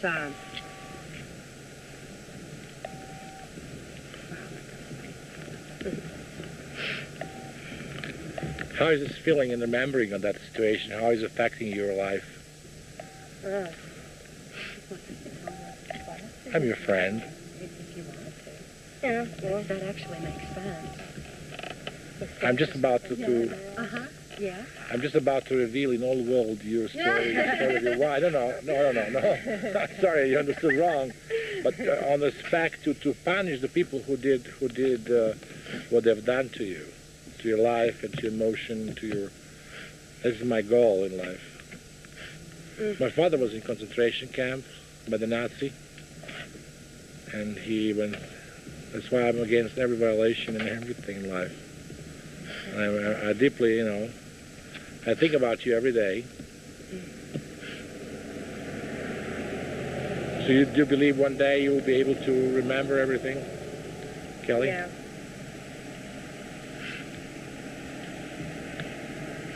One day. What's your favorite actor? My favorite actor? Yeah. What do you think of actors? They're people. Just the same. They just have a talent for entertaining other people. Right. Is there anybody that you particularly like, or? Brad Pitt, because he's attractive. And the movie that he's coming out with, what was it called? I don't know. He's coming out with some movie that speaks out against, it's entitled Sleepers, that's what it was, Sleepers. And it's about, like, people being abused under hypnosis, and also, I probably like Adrian Paul just because there's more to him than meets the eye off of his television series. And Steven Seagal, needless to say, he's a brilliant man, and he's proven that through his little messages in every movie he's ever made, except for that one cheap one. Yeah. Do you like? What's he proven through those movies? He's proven that the government's fucking us all over. Pardon my French. Which way? Many ways, right? At least it exposes it. In all ways. They're literally. What do you think of the news? Shit. I think about it. A lot isn't being said. On some things it is. What would you like to see more of on the news? Everything being told. Tired of the hiding, the covering up. Power is in secrets. Without the secrets, there's no power. Secrets out. Do you believe one day all the secrets will come out? Oh, definitely. We're more than halfway there. Halfway was admitting finally that something's up, period. Yeah. And, Kelly, how you believe that you would like to live with your mother again? And with Mark, happily. Hopefully sometime in the near future, like maybe this year, we'll be living together in a log cabin somewhere in Alaska. Oh, you like Alaska? Love it. Oh, that's a place where you're... It's wonderful. Perfect temperature, perfect scenery. It's just perfect. Do you remember anything of your childhood, or it's really like a barrier in your mind? Well,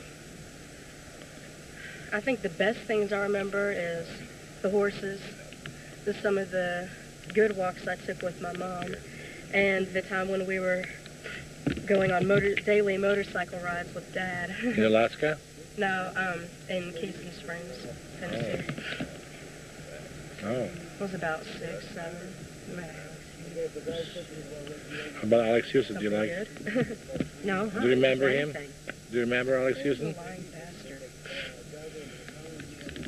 Well, actually, I don't know if he has. Is Alex Houston in your memory, or Not really. I block out like a photographic picture of him. But I mean, I know who he is if I were to see him. I know it. When's the last time you met him? You saw him, do you remember? God, what, 9 years ago? just about. Yeah, about 88 when So about 8 years ago. How about Cox? Unfortunately, I got the privilege of seeing him about, 4 years ago? Last time, I think, at Cumberland House. And I was physically restrained and forced to see him, and my head pushed against the floor because I refused to talk to him. That was a pleasant memory. So what is the purpose of his visiting you? Just to... I don't know. I don't care. I just don't want to have anything to do with it. When's the last time you saw him? The result the last time I saw him was drastic, emotionally traumatized me, I'll tell you that. And it gave me a pretty good headache. You're a gorgeous girl. And I believe that you have a great career in front of you. And you'll be a great writer. I'm definitely positive. You're really the most brilliant girl I've met in the absolute last 10 years. Most brilliant, intelligent, and beautiful. And the bad thing is I can't even exercise my brain. Why? Well, the place I'm at now, I mean, everybody there is dumb. I mean, they're not ignorant, because at least if you're ignorant, you can be taught. Just terrible. They think a big word would be something like deluxe or caviar. So you're not happy in the place you're now? No, definitely not. I enjoy it sometimes, but more often I don't than I do. So if I wasn't there, I wouldn't have got to meet a lot of great people. So you like prefer to be in some college, go to study? What is your favorite subject that you would like to study? Like some science? Science, definitely. Science and literature. Any of those. I'm good at math, but it's not something I would actually study, per se. Oh, well, I might. Take that back. Because that ties in a lot to science. The two kind of go hand in hand. Do you like to be a writer? Journalist? Not really. I like it for a pastime, but I think overall, veterinary is calling me. That's my calling. What is now your education is looking like? How you can describe your education system in the place you're now? Okay, I'm supposed to be either in, I think it would be geometry or in Algebra 2. Instead, I'm doing pre-algebra. Mm-hmm. I'm supposed to be in English 2, but I'm doing 7th grade English, like spelling. It's just ridiculous. you have a Shakespearean English. How somebody could taught you spelling and all this stuff? You said because other people are like this, other people that are there. How many people are there in this room, in this place you were there? In the house that I'm living in, there's 7 other girls besides myself. The only girls? Uh-huh. Only girls there? 7. Oh, I see. All in all in the whole program, I don't know, uncountable. About a couple hundred maybe, about 100. Somewhere in there. Oh, wonderful. So where do you have your studying? Where do you go to school? I'm sorry. I must be very... Grown. Wrong. I'm sorry. Where do you have your teaching? Am I, did I say something wrong? Pardon? Did I say something wrong? I'm your friend, am I? Yeah, definitely. I like you very much. You're my friend for life. Definitely. And I would like to go with you and your father and mother to Europe and really enjoy in some beautiful Sounds areas. like a real good idea. Oh, yes. Definitely will definitely do. Yes. Right now, though, is this on? Oh, you It's on camera. I have someplace else I need to go very badly. I do too. It's called a facility. Okay. You got 3 people that are going to stain I your want to seat. visit John, my best friend at this moment. Either that or I've got a French girl named Toilette. Either that or a redwood tree right We about really now. appreciate you, Vuk. Okay. Definitely. So I have to stop the camera.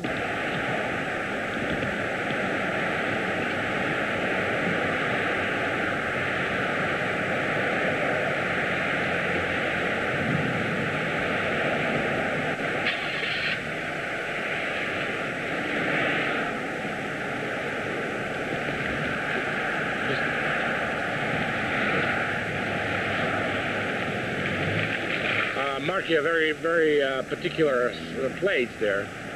Yes. What it means is it's your program. Yeah, it's has something to do with the book, as you well know. I see.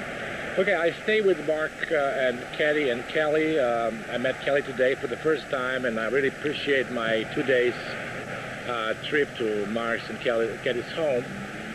Now I met a Cathy, and she had enormous, if I would not know her condition, she's a very bright girl. I mean, you know, her vocabulary and her everything is absolutely superb, and her, I would say that her IQ is above average, at least 50%. I could see, even she's 16. What is her condition now, and how you describe that from your scientific point of view? Kelly's condition has been diagnosed by a number of physicians, and I too have tested her, but she's been tested in a number of institutions professionally by psychiatrists and psychologists, and she suffers from what is known as dissociative identity disorder, or DID. It used to be known as multiple personality disorder. Now it is known as dissociative identity disorder. This disorder is created as a result of severe repeated trauma, and particularly before age 5. Kelly's trauma base was, of course, sexual trauma, psychological trauma, and physical trauma, and tortures continually all through her childhood, as suffering from dissociative identity disorder. Part of the symptoms of this disorder are her inability to remember from moment to moment. And in order for her to appear normal, she mirrors anyone that she is in contact with. So they feel very comfortable with her. So I said to her, for example, I like Discovery Channel. Yes. Is that right? And then she said, yes, it's the only thing I'm watching. Yes, exactly. You see, there was some particular moment in time. Now I'm recalling that. Exactly. Is it called mirror? It's called mirroring. I see. She will mirror your actions, the way you hold your hands, the way you talk.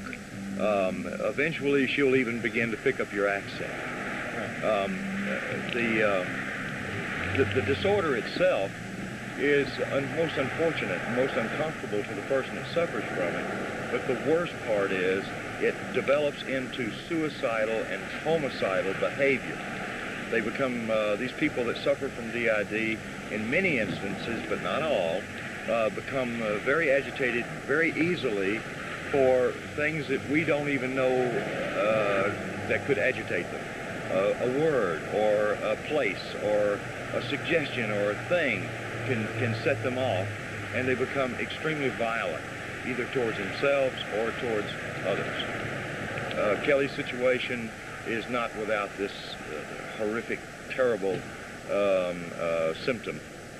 She suffered it many, many times, and that's the reason that she has been maintained in a mental institution for most of her life.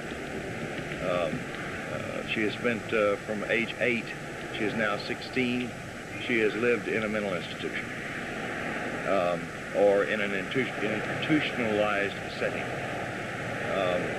So what was her life before? She was in NASA Institute? The National Aeronautics and Space Administration, I hold directly responsible for her condition, because it was they that was developing the programs under some Nazi scientists that were brought to this country under Project Paperclip for the purposes of researching and developing multi-generational incest abused children. Yes. The actual purposes that NASA had for this child, I have no idea. There is no basis for my understanding of what they were going to do with her. There are many people that have suggested maybe they were going to use her as an assassin. Others have suggested that this was a normal thing as a result of the trauma. I can tell you that in many instances, these children develop this antisocial behavior in becoming what you and I would term suicidal or homicidal. In other words, they either want to inflict harm upon themselves or harm upon others for no apparent reason. This type of psychotic condition will not just go away with age. The child must be deprogrammed. The work that would be required of her would take possibly years of recovery and therapy, and a great deal of money. That's the reason that we've gone public with our book. That's the reason that we are in the process of making a documentary film as well as a motion picture, is to recover enough money to help this child through her recovery period. Now, for 8 years, she's been in a mental institution receiving what you and I would consider therapy to some degree. But it is not effective therapy, only because her victimization was so different than that of her mother's, because her mother was not abused by NASA when she was born. Her mother wasn't abused except by her father and her father's associates. Her mother was abused sexually, of course, psychologically and physically, but she was not subjected to the high-tech tortures that Kelly was from the time that she was born all the way up until I rescued she and her mother when she was age 8. What is your opinion now? You don't need to answer this question because it's very touchy questions. The United States has one of the biggest terrorist acts in history. Everything was absolutely fascinating, or a negative way, like I did. I was here with Oklahoma case. There's a lot of opinions. I spoke with Ted Garrison, who is one of the FBI star, a person who really had the best career in FBI, who quoted there was 2 explosions that Timothy McVeigh was. Do you believe that Timothy McVeigh was under mind control? I have no hard evidence to support my own theories. I've talked to Ted Gunderson on many occasions, and I've spoken with many other really qualified experts who have evaluated what sparse evidences there are available. And Vuk, I can tell you that based on what I have heard, I am left to only believe that Mr. McVeigh is a victim of mind control. But Mr. McVeigh, of course, admitted on camera